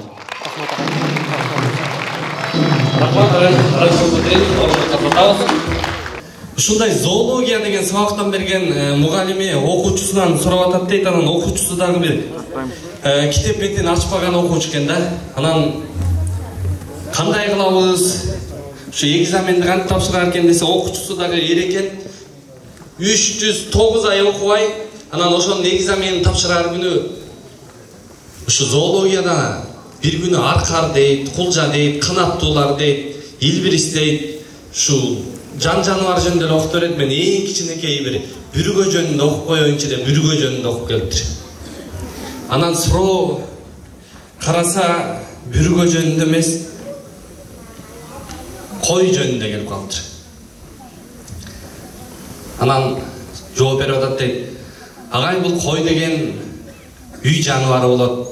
Койдун деген жүнү болот, жүнү деген жылуу болот. Ошо жүнүндө деген бүргөсү болот деп коет дейт. Болбойт, жарабайт. Экинчи билетти ал десе, балык жөнүндө келип калыптыр.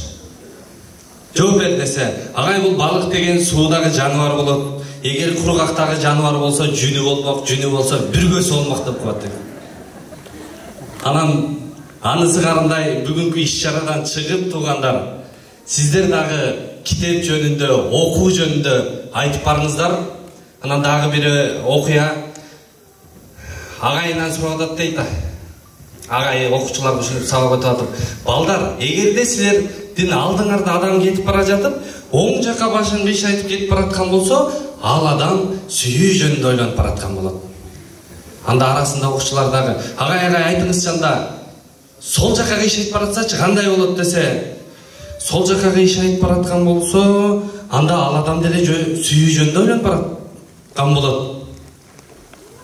Агай, анда түз басып бараткан болсо кандай болот десе, кыскасы ийининде башы бар кишинин баары деле сүйүү жөнүндө ойлонуп бараткан болот деп коет дейт. Анан бүгүн ошо ийининде башы бар адамдардын баардыгы бүгүндөн баштап окуу, билим жөнүндө ойлонуп калалы туугандар. Эми ыктыярчылардан бир жардам берип коюңуздар. 3 мүнөттүк көнүгүү дагы, анан соңку эң майлуу жерине сөз берейин. Келиңиз, жардам берип коюңуз. Баарыңыздар ордуңуздарга кичи пейилдик үчүн туруп берип коюңуздар. Денелерди жибители, микрофон кармап берип туруңуз. Рахмат. Кичине колдорду бул мээ үчүн, анан китеп окуу үчүн керек. Муну дайыма жазап жүрсөңүздөр болот. Мээнин 2,5 шарын бирдей иштетүүгө арналган көнүгүү. Түшүнүктүү? Баарыңыздар жазай берсеңиздер болот. Каалоочулар отуруп деле жазсаңыздар болот. Бирок туруп алган эң жакшы. Колдорду кичине жибители. Колдорду жибиттикпи? Эми үчүн адамдар алыс түшүнүп карайт десе, айылдагы окуучулар уй издегенде, кой издегенде, анан күн батып баратканда дейт, анда жооп оңой экен, жаап алса көрмөй калат экен, ошон үчүн ушундай кармайт экен да. Баарыңыздар ушундай калыңыздар дагы. Бир колду лайк дейбиз. Бир колду лайк. Эми ушуну эле алмаштырабыз. 1, 2. 1, 2. 1, 2. 1, 2. Дал өзүндөй кармап турабыз ушундай. Эми ушул эле кыймылды бир кыймыл кошобуз. 1, 2. 1, 2. 1, 2. 1, 2. 1, 2. Рахмат, негизи ушинтпей жок болчу тууганда. Мындай да жок болчу. Мына 1, 2, 1, 2. Ушуну үйдөн кайталайт экенбиз. Эми дагы бир көнүгүү. Бул эмне десек, окей, анан айрымдар Кыргызстанда Ош деп айтабыз да. Анан Ош Бишкек деп эле коелу, Питер Бишкек деп коелу. Питер Бишкек, Питер Бишкек, Питер Бишкек. Алмаштырабыз. 1, 2, 1, 2. Жазайбыз достор, кичинекей достор айрыкча. Рахмат. Эми даяр болобуз баардыгыбыз командага. 1, 2, 3. Баарыбыз тең сөмөйдү көрсөтөбүз. Рахмат, отураңыздар. Кичпейдик үчүн рахмат. Сөмөйдү көрсөтөбүз деп бармакты көрсөтсөм, баарыңыздар мени тура бармакты көрсөтүп салдыңыздар го. Бир эжекем 2-3 көрсөттүм, мындай сөмөй депчи. Адам деген ушундай экен, сөз чакырат, үлгү ээрчитет. Анан адам бала тарбияда, бала деген укканын эмес, көргөнүн жасайт экен туугандар. Бир адамдан бир китеп долбоору тууралуу сөз уктуңуздар. Эми Бакай агабыз барбы? Бактырай. Канакей? Иште.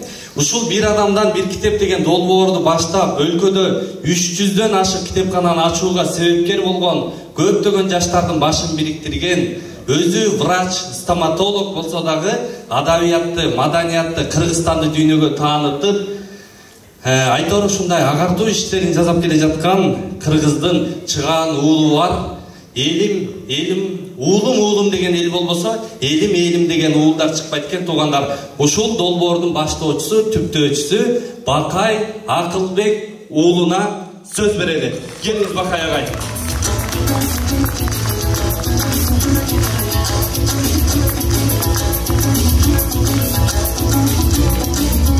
Бакай агай келиңиz.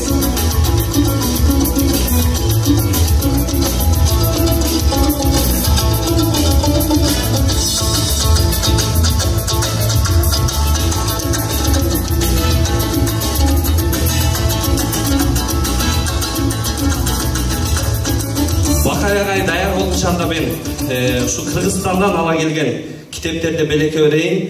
Бул өтө жука болгону менен ичинде чоң генч бар. Нуржигит агай да айтып өттү. Ушул китептерди мен өзгөчө ушул жерге келген коноктор бар экен. Биздин Кыргызстандын мекенин, намысын, чегарасын, аймактык бүтүндүгүн коргой турган эр азаматтар аскердик окуу жайда билим алып жатыптыр. Ушу аскердик окуу жайдан бир 3 жигит келип берсеңер, силерге ушу китептер биздин атыбыздан белек болсун. Келгиле жигиттер.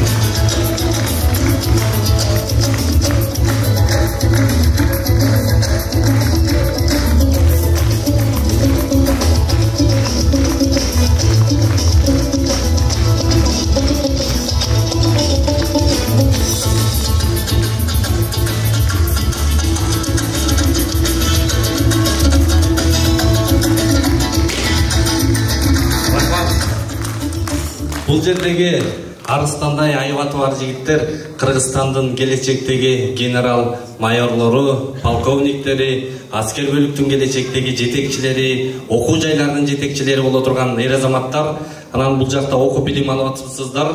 Орусча окуй берип кыргызча деле сагынып каласыңар болуш керек жигиттер. Так точно да?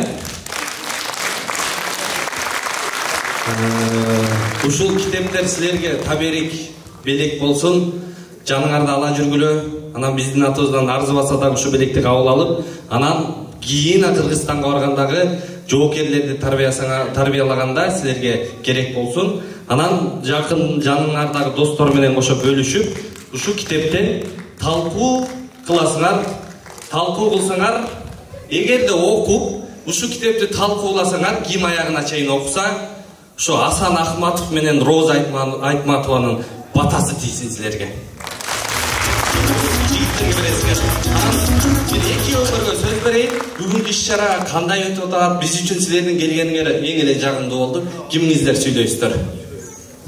Кандай болуп атат? Саламатсыздарбы, урматтуу коноктор. Бүгүнкү иш-чара абдан сонун өттү. Жана ошондой эле Нуржигит ага сиздин айткан насааттарыңыз абдан пайдалуу болду жана ошо өмүрүбүзгө абдан чоң таасир тийгизет деп ишенем.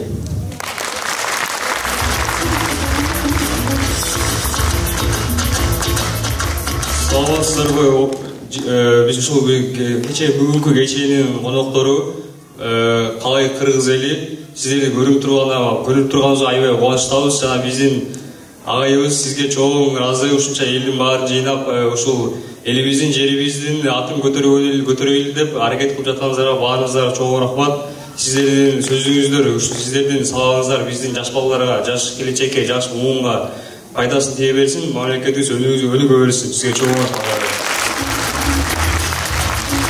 Бар болдулар, азаматсыңар жигиттер, окууларыңарга ийгилик. Биз силерди Кыргызстандан күтөбүз.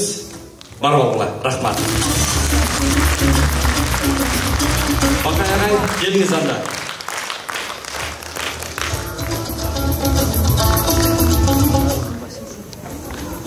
Каныбызга терең ыраазычылык билдиребиз.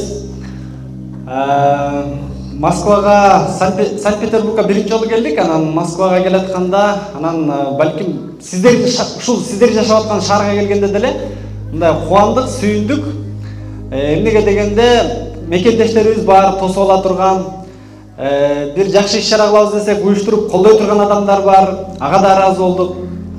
Анан негизи эгер сиздер болбосоңуздар биз үчүн абдан кыйын болмок болсо керек. Сиздер бар үчүн биз ушинтип келдик да. Ал жакта мекендештерибиз бар, жакшы ишти жайылтып кетели деп. Убагында бир кыргыз Германияга барып аябай адашып кеткен экен. Мындан бир канча жыл мурун. Ал кыргыз тил да билчү эмес экен. Тил да билчү эмес экен. Анан эртеден кечке басып жүрүп бир жерден адашып кеткен экен дагы. Анан не кылып Берлиндин көчөлөрүндө ары чуркап, бери чуркап, эч кимди тааныбайт. Анан бир азиялыктарга окшош казакпы, тажикпи, өзбекпи, же кыргызбы, азиялыктарга окшош бирөө келатат дейт. Келат ошондон сураган экен. Бул кайсы жер дегенде кыргыз деме. Немистердин немесине тыбышына окшоштуруп туруп, Фухайзер деп тураптыр. Бул кайсы жер дегенде. Десе тиги да шашып келаткан экен дейт, калдастырып келет, Фильфейм деп коет дейт. Көрсө ал дагы адашып кеткен кыргыз экен дейт да. Ал эми Санкт-Петербургга келсек деле, Россиянын кайсы шаарына барсак деле биздин мекендештерибиз бар. Эгер тоодон түшүп келип Бишкекке келбей эле орусча бир сөз билбей эле келсе, кел бир тууганым деп тамагын берип, жумушун таап берип, аман эсен иштеп, мекенге кайт деп узатып кое турган сиздер бар. Биз үчүн кандай сонун. Бар болуңуздар. Агайларыбыз, устаздарыбыз сонун нерселерди айтты. Мен болсо бир аз сиздерди экранга да көңүл буруп, бир учурда сахнаны карап туруңуздар. Мен туура бир 10-15 мүнөт гана презентация кылайын. Себеби агайларыбыз, устаздарыбыз аябай жакшы нерселерди айтты. Ошого амал кылсаңыздар эле бүгүнкү иш максатына жеткен болот эле. Ассаламу алейкум дедик. Ушул кол мен бир интернетте бир аябай бир жумшак же башка колду алган жокмун. Ушул интернеттен издеп атып ушул колду таптым. Бул не болгон? Чор баскан кол экен, мээнет кылган кол экен, жумуштан колу бош болгондо оор жүк кармаган кол экен да. Ушундай бир колду пайгамбарыбыз не кылган экен? Колунан бекем кыса кармап туруп, ушул кандай сонун кол, ушул кол тозогулдун көрбөй турган кол деген экен да. Анткени ал эмне адал эмгек кылып, үй бүлөмдү багам, башкага жардам берем деп эмгектенген адам экен да. Анан ошол сыяктуу бул жакта кимиңиздер жүрсөңүздөр дагы байып кетейин, же мактанайын дегенде, же болбосо бул жакта келип эс алайын деп жүргөн жоксуздар, баардыгыңыздар мээнет кылып атасыздар да.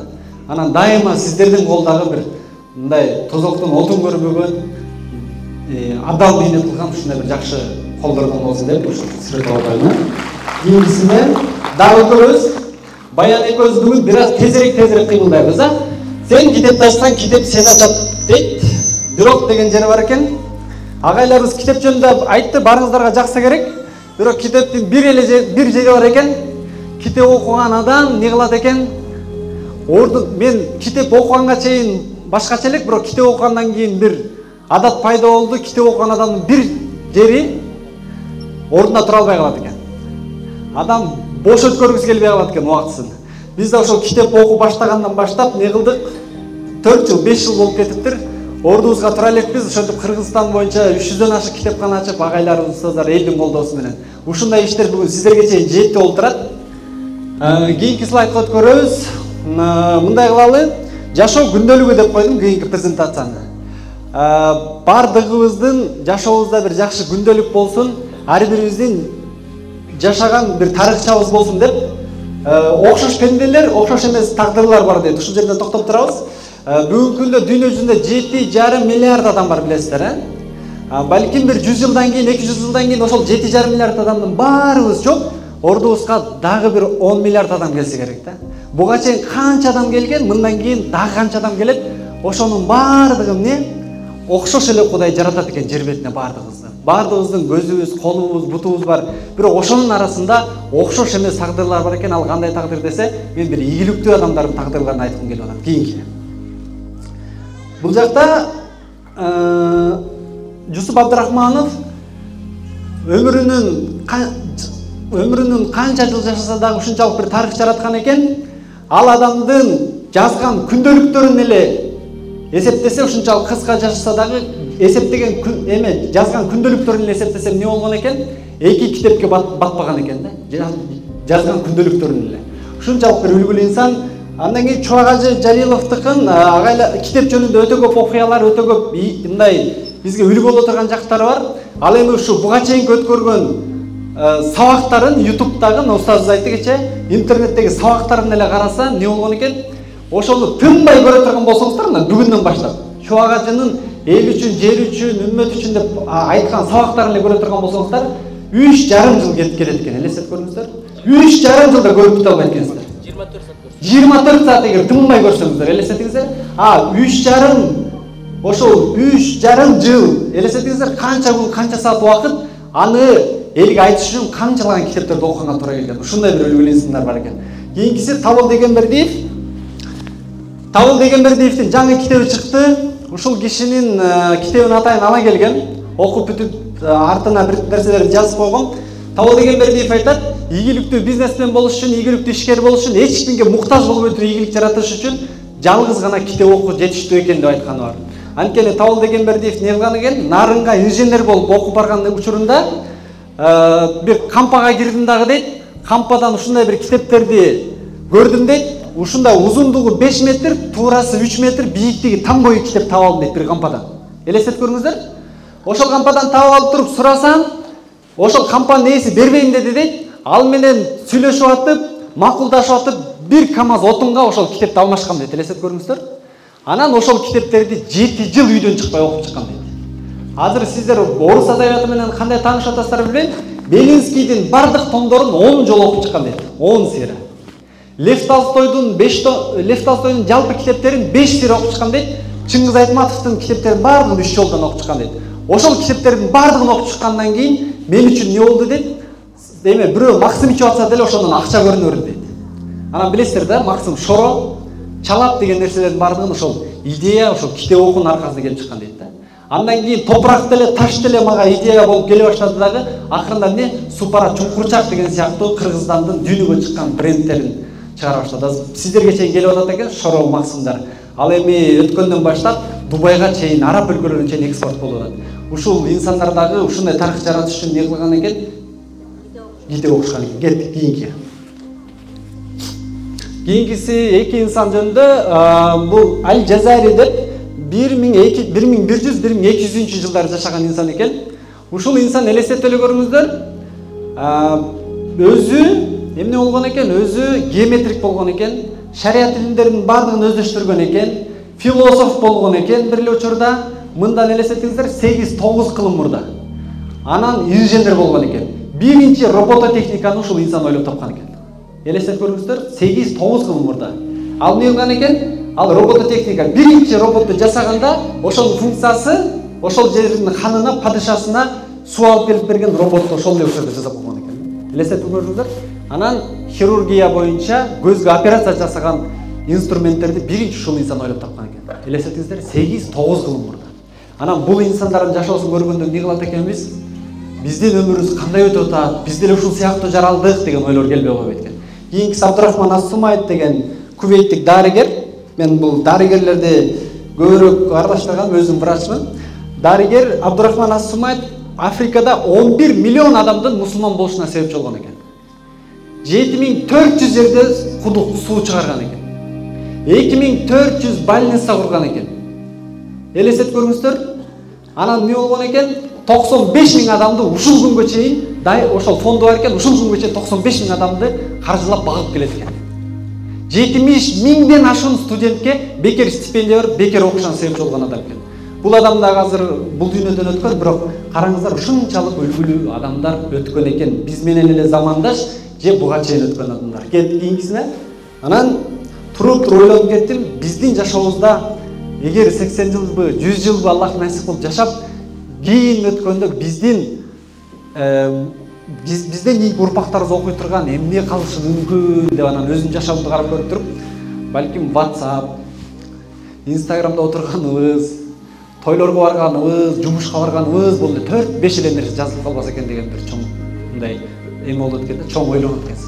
Ошон үчүн келиңиздер, ар бириңиздер күндөлүк жөнүндө карап көрүңүздөр. Кимибиздин жашообузда кандай из калып атат. Ошон үчүн колдон келишинче көбүрөөк эмне кылышыбыз керек экен? Көбүрөөк көңүл бөлүп, устаздарыбыз айткандай китеп окуп, ушундай бир тарых жарата турган бир инсандар болсо экен деген бир чоң тилегибиз бар. Ийгиликтер статистикасы, бул дагы кызыктуу статистика. Кеттик. Бул Кытай мамлекети, билесиздер. Кытайды өткөрө берсеңиз болот. Дүйнөдө экономикасы боюнча эң алдыга чыккан мамлекет болуп келатат. Кийинкиси ушул Түркиядан токтосоңуз, кийинкиси өткөрүп туруп. Могул Байрактар деген Түркиянын учкучсуз учагы жөнүндө айткым келип атат. Ушул Байрактар деген бир эле адам жасап чыккан экен. Анан азыр заводу бар экен. Муну ашып кетсе бир заводунда ашып кетсе 10 күндө 100-ді чыгарып коюшу мүмкүн, же болбосо 2 күндө 50-ні чыгарып коюшу мүмкүн. Ал бир заводдон эле ошол жакта иштегендерден көз каранды экен да. Ал эми ушул байрактардын, бир байрактардын баасы 20 миллион доллардан 50 миллион долларга чейин болот экен. Элестеп көрүңүздөр, бир эле байрактардын баасы. Мындай эле, учкучсуз аппарат. Ушуну эми кыргыздар сатып алыш үчүн эмне кылат экенбиз айтайынбы? Сатып алыш үчүн кыргыздар 180 миң койду сатышыбыз керек экен. Бир байрактарды сатып алыш үчүн элестеп көрүңүздөр. Билимдин канчалык кадыры бар? Билимдин ойлоп табуунун канчалык кадыры бар? А өзбек туугандар болсо 800 гектар жерде пахтаны сатыш керек экен. А муну болсо ошо китеп окуган, устаздар айткандай өзүн өнүктүргөн бир эле байрактар деген үй бүлө ошолор ойлоп таап эме алган экен. Анан ушуну көрүп туруп ойлоп кетесиң, биз дагы элестетиңиздер 180 миң койду багыш үчүн канча адамдын өмүрү кетет, канча чөп керек, канча жем керек, канча суу керек, канча жыл керек. Ал эми биздин арабыздан дагы ушундай бир мыкты инсандар чыкса, ойлоп табуучулар чыкса, көбүрөөк билимге басым жасасак, бизден дагы ушундай адамдар чыгат албетте. Бирок ошого көбүрөөк басым жасашыбыз керек деген ойда. Кийинки. Ал эми Африка. Африка болсо дүйнөдөгү бриллиант боюнча, бриллианттын запасы боюнча дүйнөдөгү биринчи орунда турат экен. Ал эми дүйнө жүзүндөгү алтындын 60-70% ушул Африка өлкөсүндө экен. Кийинки сүрөттө коюңуз. Бирок эң кызыгы дүйнөдөгү эң кедей континент дагы эң мындай артта калган дагы ушул Африка экен. Бул эмне үчүн болушу мүмкүн деп ойлойсуздар? Анткени эмне экен, Африкада китеп окугандардын саны эң аз статистика Африкада экен. Ошол акыркы 100 жылдын ичинде Африкага кайрымдуулук барган кайрымдуулуктардын суммасын эсептесем эмне болуптур? 1,5 триллион доллар кайрымдуулук барыптыр. Тамак барган, кийим барган, дары барган дүйнө жүзүнөн. Россиядан да барган, Орто Азиядан да барган эсептесе. Бирок эмне кылган экен, Африкага ошондой 1,5 триллион доллар барган экен, бирок 100 жылдын ичинде дагы Африкада чоң жылыш болгон эмес дейт. Эмне болгон экен? Ошол акыркы 100 жылдыкта африкалыктар силер байкушсуңар, силер деген оорулуусуңар, силер ушундайсыңар деп колуңардан келбейт деп туруп, чоң-чоң дүйнө жүзүндө чоң-чоң державалар 100 жылдын ичинде 1,5 триллион доллар кайрымдуулук барса, 150 триллион долларлык бриллиант менен алтындарды сыртка урлап кетишкен экен. Элестеп көрүңүздөр. 100 жылдын ичинде. Анан агайлар айтат, эгерде изилдөөчүлөр айтат, Африкада балким ошол эмен бардыгын, мүмкүнчүлүгүн бардыгын китеп окууга, университетке же болбосо акылга жумшабаса, балким тагдыр ошон кайталана бериши мүмкүн дейт да. Ошон үчүн биздин, эгерде биздин астыбызда алтын болсо дагы, бриллиант болсо дагы, тоолорубуздун бардыгы алтын болсо дагы, эгер биз акылга, билимге инвестиция жасабасак, абал кыйын болот экен деген сөз да. Анан Кыргызстандагы кен байлыгыбыз, суубуз, тообуз, керемет жерибиз бар. Ал эми биз дагы дүйнөдөгү эң өнүккөн өлкө болобуз. Ал үчүн көбүрөөк китеп окуп, билимге инвестиция кылышыбыз керек. Кийинки сен капа болбойсуздар. Ичине статистика кошуп койдум Кыргызстан боюнча. Эми өтө көп арманыбыз жок, бирок кеттик. Кыргызстан боюнча дүйнөдөгү ийгиликтүү өлкөлөрдүн статистикасын койдум, анан Кыргызстандыкын койдум. Кыргызстанда сиздер эмес, бирок көпчүлүгүбүздө статистикада эмне болот экен? Ресторандар боюнча Кыргызстан биринчи орунга чыгыптыр. Эмнеге дегенде Бишкекте күнүнө 100-120 миң адам бир күндө тойдо болот экен Бишкекте. Ошто 60-70 миң адам болот экен. А Кыргызстан боюнча жалпы эсептей келе турганда 1 миллион адам күндө тойлойт экенбиз. Сиздерден барган акчанын көбү ошол жака кетсе керек. Анан тамактардын түрлөрү боюнча, анан тамак жеш боюнча Нуржигит ага айтты эле Москвада. Эгерде кыргыздар жеген тамакты карышкыр жесе кете бермек депчи.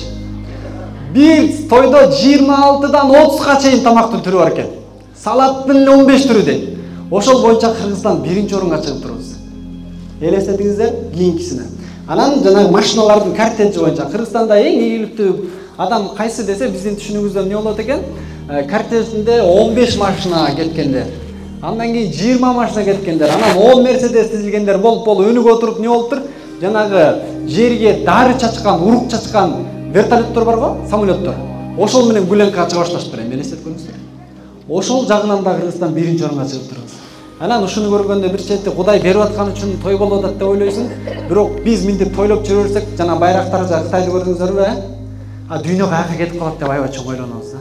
Ошон үчүн келиңиздер, той боло берсин, Кудай рызкыбызга береке берсин, бирок ошо тойдон да ашырып туруп китеп тойго, тойдон да ашырып барып туруп китеп алганга, мектеп курганга, университет курганга көбүрөөк басым жасашыбыз керек экен. Эгер ушул боюнча кала берсек, дүйнөдө өтө көп артта калып кетчү экенбиз. Анан келиңиздер, балким Кыргызстанда сиздердин тууган туушкандар болсо, сиздер баштап көрсөтүңүздөрчү. Китеп окуп туруп, Санкт-Петербургда мындай маданиятуу шаар го, интеллигенттердин шаары го, ушул жактан китеп окуп, билимге инвестиция жасап барып туруп, сиздер тигил жака үйрөтүңүздөр. Ал жактан биз да көбүрөөк менен кылабыз кийинки. Анан караңгылыкты мен кайталап алганча бир бурчуна шамжак. Өзү 90% адамдар не болот экен, негатив менен жашайт экенбиз. Уруп кетти, соғып кетти, болбой калды, өнүкпөй калды. Ал эми 5-10% гана адамдар не кылат экен, дүйнөдө өнүктүрөм, жасайын деп ушул адамдар тарых жазайт экен. Анан ушул залда бүгүн канча адам келе турган болсо, баардыгыңыздар бүгүн 300 адам мындай шам болуп күйүп турат да. Сиздердин жарыгыңыздар, сиздер китеп окуп билим алсаңыздар, 300 адамдын шамы деген 3000 адамга, балким 30 000 адамга жетет да. Сиздер жеткириңиздер, айтып барыңыздар, Кудай буйрса. Анан караңгылыктын болбой калды, коррупция деп отуруп, ар бирибиз аракет кылсак, Кудай буйрса Кыргызстан оңолот. Жетти. Кайсы бир коом өзүндөгү нерсени өзгөртмөйүнчө Аллах аларды өзгөртпөйт деген бир аят бар экен. Бул аяттын негизги мааниси устаздарыбыз айтат, адам түшүнүгүн өзгөртмөйүнчө, бул жерде акыл. Башың иштебесе колуң менен бутуңду шоро деген ошол экен да. Адам качан түшүнүгүн өзгөртө турган болсо, бир адам деле кол деле ошондой дейт, түшүнүгүн, акылындагы маалыматын өзгөртө турган болсо, ал бүт жашоосу өзгөрөт дейт да, келип кийинки. Анан ой дейт. Сен ойлоп аткан оюңду абайлы, ал бир күнү сөз болот дейт. Сүйлөгөн сөзүңдү абайлы, ал бир күнү иш болот дейт. Ишиңди абайлы, ал бир күнү адат болот. Адатыңды абайлы, ал бир күнү тагдыр болот дейт да. Жөнөкөй эле нерселер экен да, биздин ойлогон оюбузга байланыштуу экен. Бирок жакшы ой келиш үчүн жакшы китеп керек экен, жакшы инсандар менен жакшы чөйрө керек экен. Кетип кийинкисине. Анан мо Стэнфорд деген университет, Аляскардыкында изилдедим эле, бирок мен ойлогондой чыкпай калды, ошон үчүн Стэнфордтун айтып берейин. Стэнфорд деген университетти бир абышка менен кемпир салган экен. Азыр элестетип көрүңүздөр, Стэнфорд университетинин бир эле университеттин фонду 37,2 миллиард доллар турат экен. Кыргызстандын бюджет билесиздерби канча? 4,5 миллиард. Ал эми бир университеттин элестетиңиздер мындай 33 миң чарчы километр, жок, 33 гектар жердеги университеттин неси бюджети 37,2 миллиард доллар турат экен. Кыргызстанга окшогон мамлекеттин 10 бюджети ушул эле жалгыз университет бар экен. Бирок ушул университет ким курду дегенде абышка менен кемпир курган экен. Ал бизнесмен абышка экен, баласы 15 жашында дүйнөдөн өтүп кеткен, кайтыш болуп калыптыр. Анан эмне кылыптыр? Ошол баламдын урматына той берем дептир, улак чаптырам дептир, же гольф ойнотом дептир, же футбол берем дептир. Акылдуу адам экен, ушул балам урматына университет салып коеюн, бир кампус салып коеюн деп Гарвард университетине барат экен. Гарвард мындан мурда салган экен. Гарварддын ректоруна барып туруп, мен балам кайтыш болуп калды эле, ушул жакта окуйт деп, ошол урматына бир университет салып коеюн десе, эмне деген экен? Аксакал барыңызчы деген экен да. 2,5 миллион доллар турат бир корпусубуз биздин, бир кампус. Дегенде анан баягы эме кылып чыгып кеткен экен. Баягы абышка менен кемпир. Анан жолдо кетип барат сүйлөшөт экен. Бул ректор бизди тоготпой койду же бизде акча жок деп ойлоду окшойт. Кел андан көрө өзүнчө эле университет салабыз деп үй бүлөсү Стэнфорд деген үй бүлөдө ошол абышка менен кемпир баласын арнап ушул бир университет салган экен. Стэнфорд университети бүгүнкү күндө ошол Гарвардты ашып кеткен университет болуптур. Элестетип көрүңүздөр, дүйнө жүзүндө биринчи орунда чыгыптыр так илимдер боюнча. Инженерия, механика, медицина боюнча чыккан университетти бир абышка менен кемпир салган. Биз ушул бардыгыбыз биригип туруп, кантип бир университет салбашыбыз керек, кантип китепкана ачпашыбыз керек, кантип бир элибизге кызмат кылбашыбыз керек да. Ошол Стэнфорд университети ошол тарых кичинекей эле нерседен башталат экен. Биз болсо айтабыз го, мен кантип кылмак элем, мен кантип тарых жасамак элем дейбиз. Көрдүңүздөр, бир абышка менен кемпир салган университет дүйнө жүзүндөгү азыркы номер 1 кеттик. Анан из калтырып бир турганым дедим, кеттик. Жана агайыбыз айткандай, учкан куштан, сүзгөн балыктан, анан үчүнчүсү өмүрүн тек өткөргөн адамдан эч кандай из калбайт экен. Ал эми из калтырып ийгилик жарат десе, биз сөз атак болуш керек дейбиз го? Жок. Эгерде бир баласын мыкты тарбиялап туруп колунга койсо, ошол да ийгиликтүү адам дейт, из калтырган адам дейт. Өткөндө устаз чыгарды го, Баткен менен Оштун ортосунда 1 километр жерге жолдун эки жагына гүл эгип коюптур бир байка. Аны эч ким эле тааныбайт экен. Кызыл болуп өсүп турат экен, ошол жерден адамдар суктанып сүрөткө түшөт экен.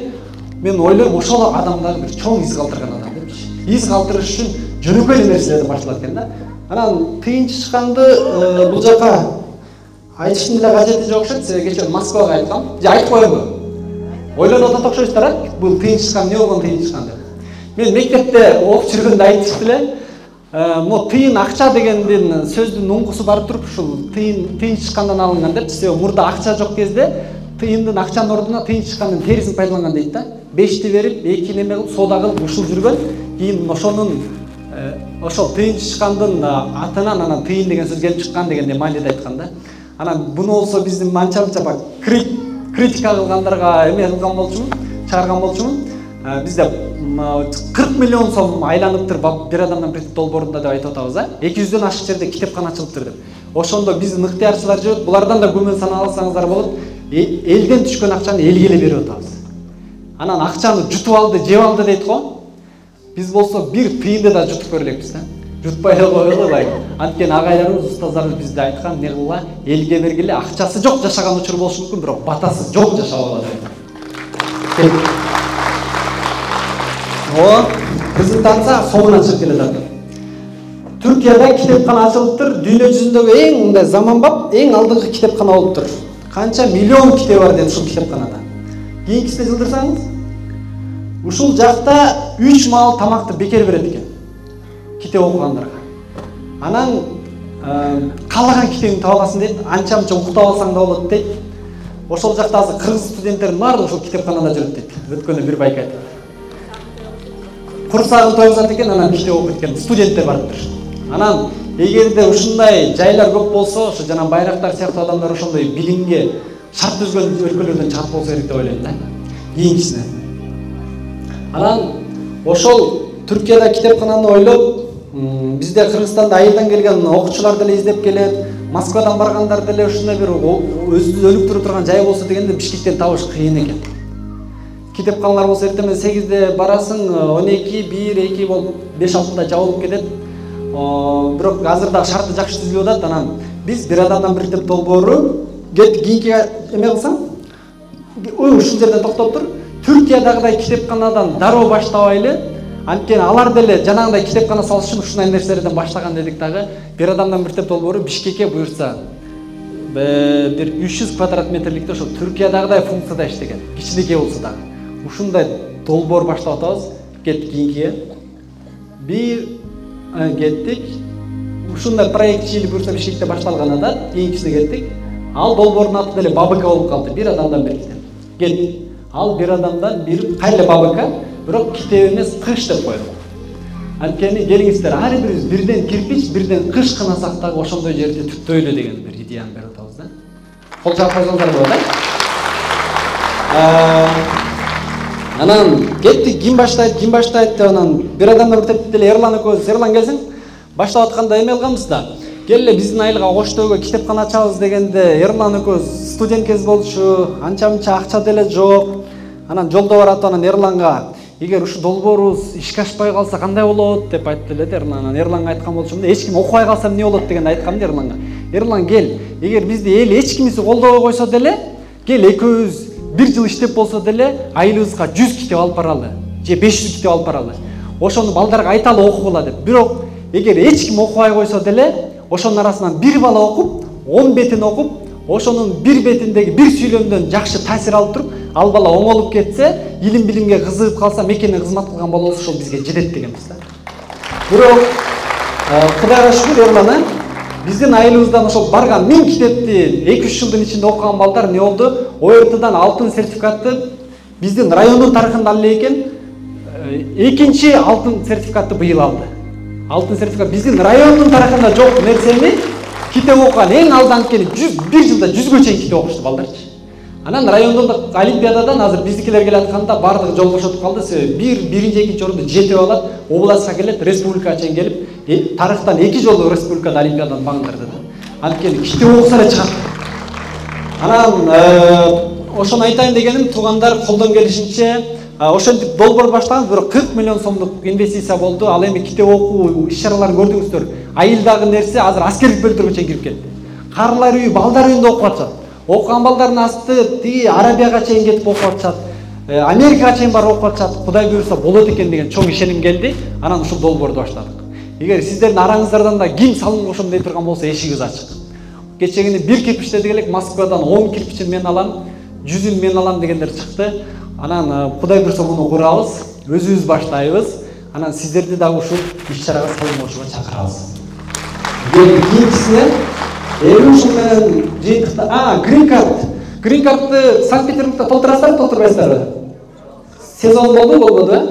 Кыргызстанда өткөндө биздин офисте Green Card толтуруп атышыптыр. Мен өзүбүздүн офиске барып видео тартайын десем, өзүм очередь жетпей калды.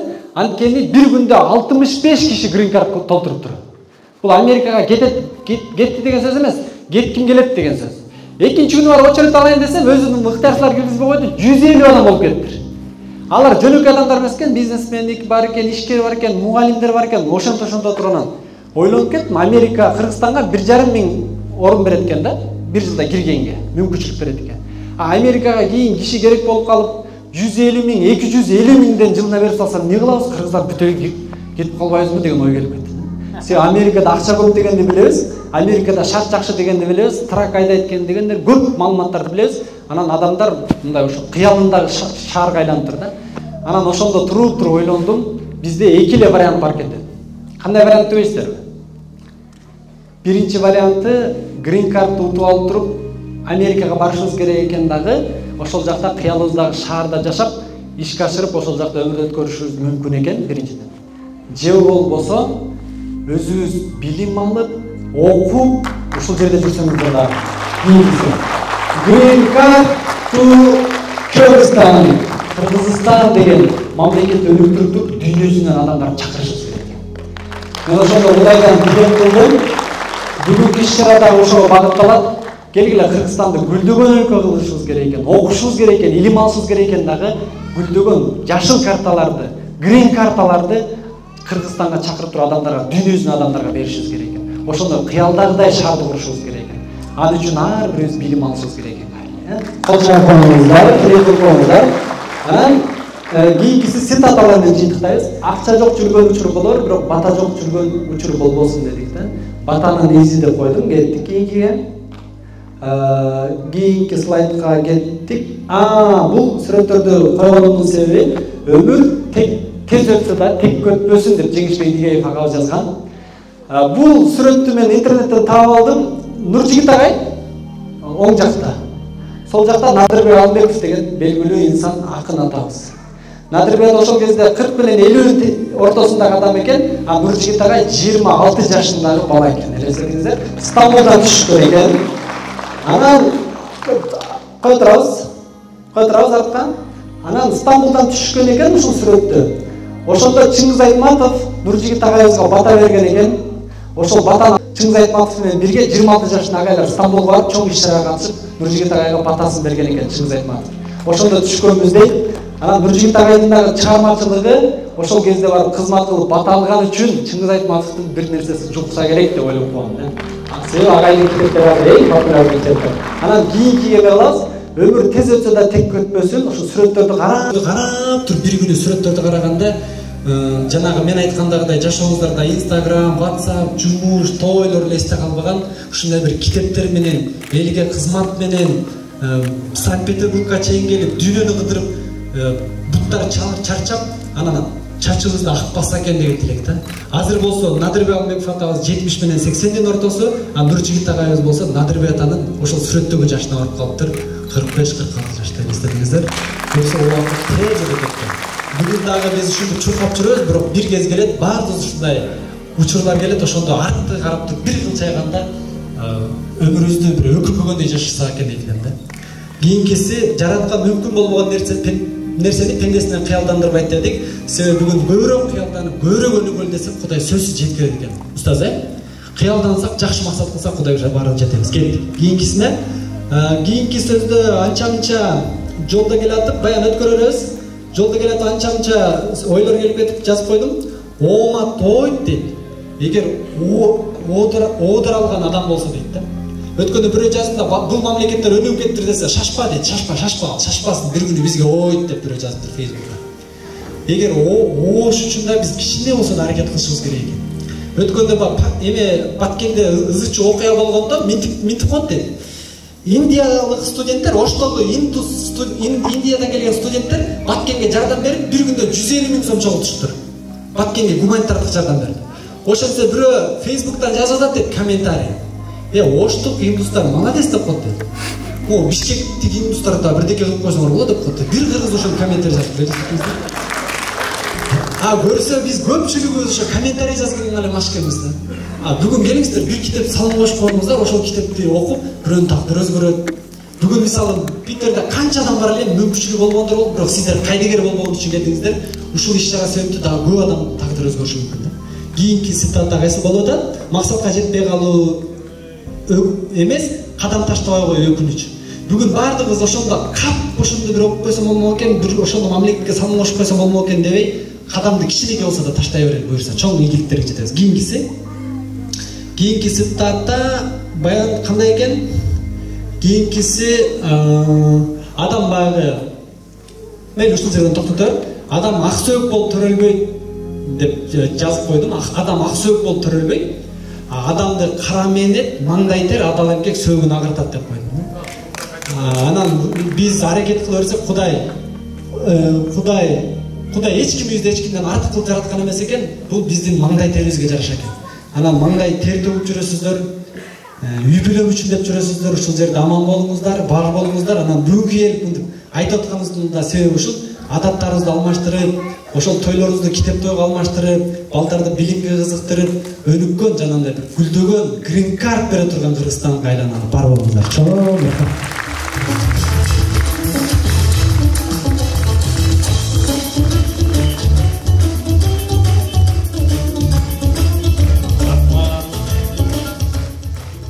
Керемет семинар болду туугандар.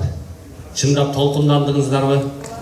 Кыргызстанды буюрса жанагы иштердин баарын жасай турган болсок, бат эле гүлдөгөн Кыргызстан болуп, биздин өлкөгө деле грин карта толтуруп келе башташат. Анан Бакай агабыздын бир адамдан бир кыш дегени жакшы экен. Ошондой борбор ачылсын Бишкекте. Салынсын. Анын ачылышына да сиздер күбө болуңуздар. Жогоруда өзүңүздөр көрдүңүздөр, ушул жерде орус тилинде билим алып жатса дагы манас айтып, Турманбек Тастанынан үзүндү айтып берди. Анан эки кичинекей жеткинчек бөбөгүбүз ушу кыргыздын улуттук бийин бийлейт элек деп, Аалы жана Сумая деген бөбөктөрүбүз жанатан бери күтүп отурат. Анан биз бербесек болбойт. Анда эмесе Кара Жорго бийи менен Аалы мырзаны тосуп алалы. Канакей.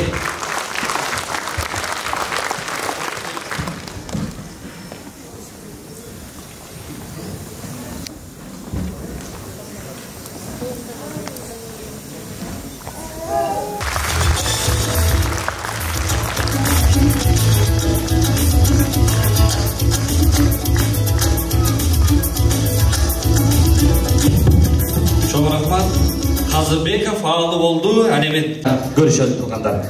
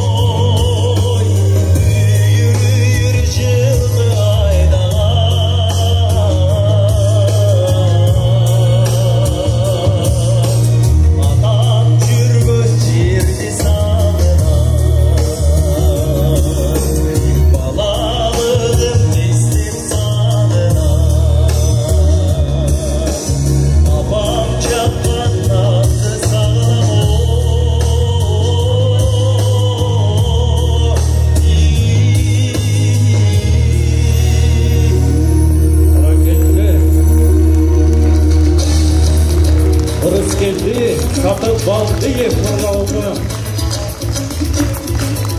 Урматтуу туугандар, анан ушул ыктыярчыларды көрдүңүздөр, ушул балдардын, эжелердин, карындаштарыбыздын күндөп түндөп даярданган эмгегинин жыйынтыгы болду. Ушул бир адамдан бир китеп Москва, Санкт-Петербург уюмун түптөп, ушунча жаштардын башын бириктирип, жетекчисин дайындап, негиздеген Кыргыздын чыгаан Курманжан даткасындай болгон кызы бар Таптыгүл келиңиз.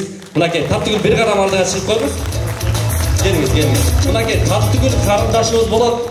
Ушул бир адамдан бир китеп долбоору Кыргызстанда кандай түптөлүп, кандай башталса, ошондо дагы чогуу арабасын тартышып, чоң эмгек кылып айылына китепкана ачып баштаган ушундай жакшы тилекти, жакшы ниетти, жакшы ишти бүгүн Москвага жайылтып отурат. Ушундай долбоорлор Кыргызстандын аты дүйнөгө тарай берсин. Бар болуңуздар. Анда эмесе жакшы күндө көрүшөлү. Чыгып бара жатканда агайлар менен сүрөткө түшүп, китепте жарманкеде китеп болуп атат, алсаңыздар болот. Кол тапмасын алыңыздар. Жакшы күндө көрүшөлү туугандар. Бар болуңуздар, аман болуңуздар.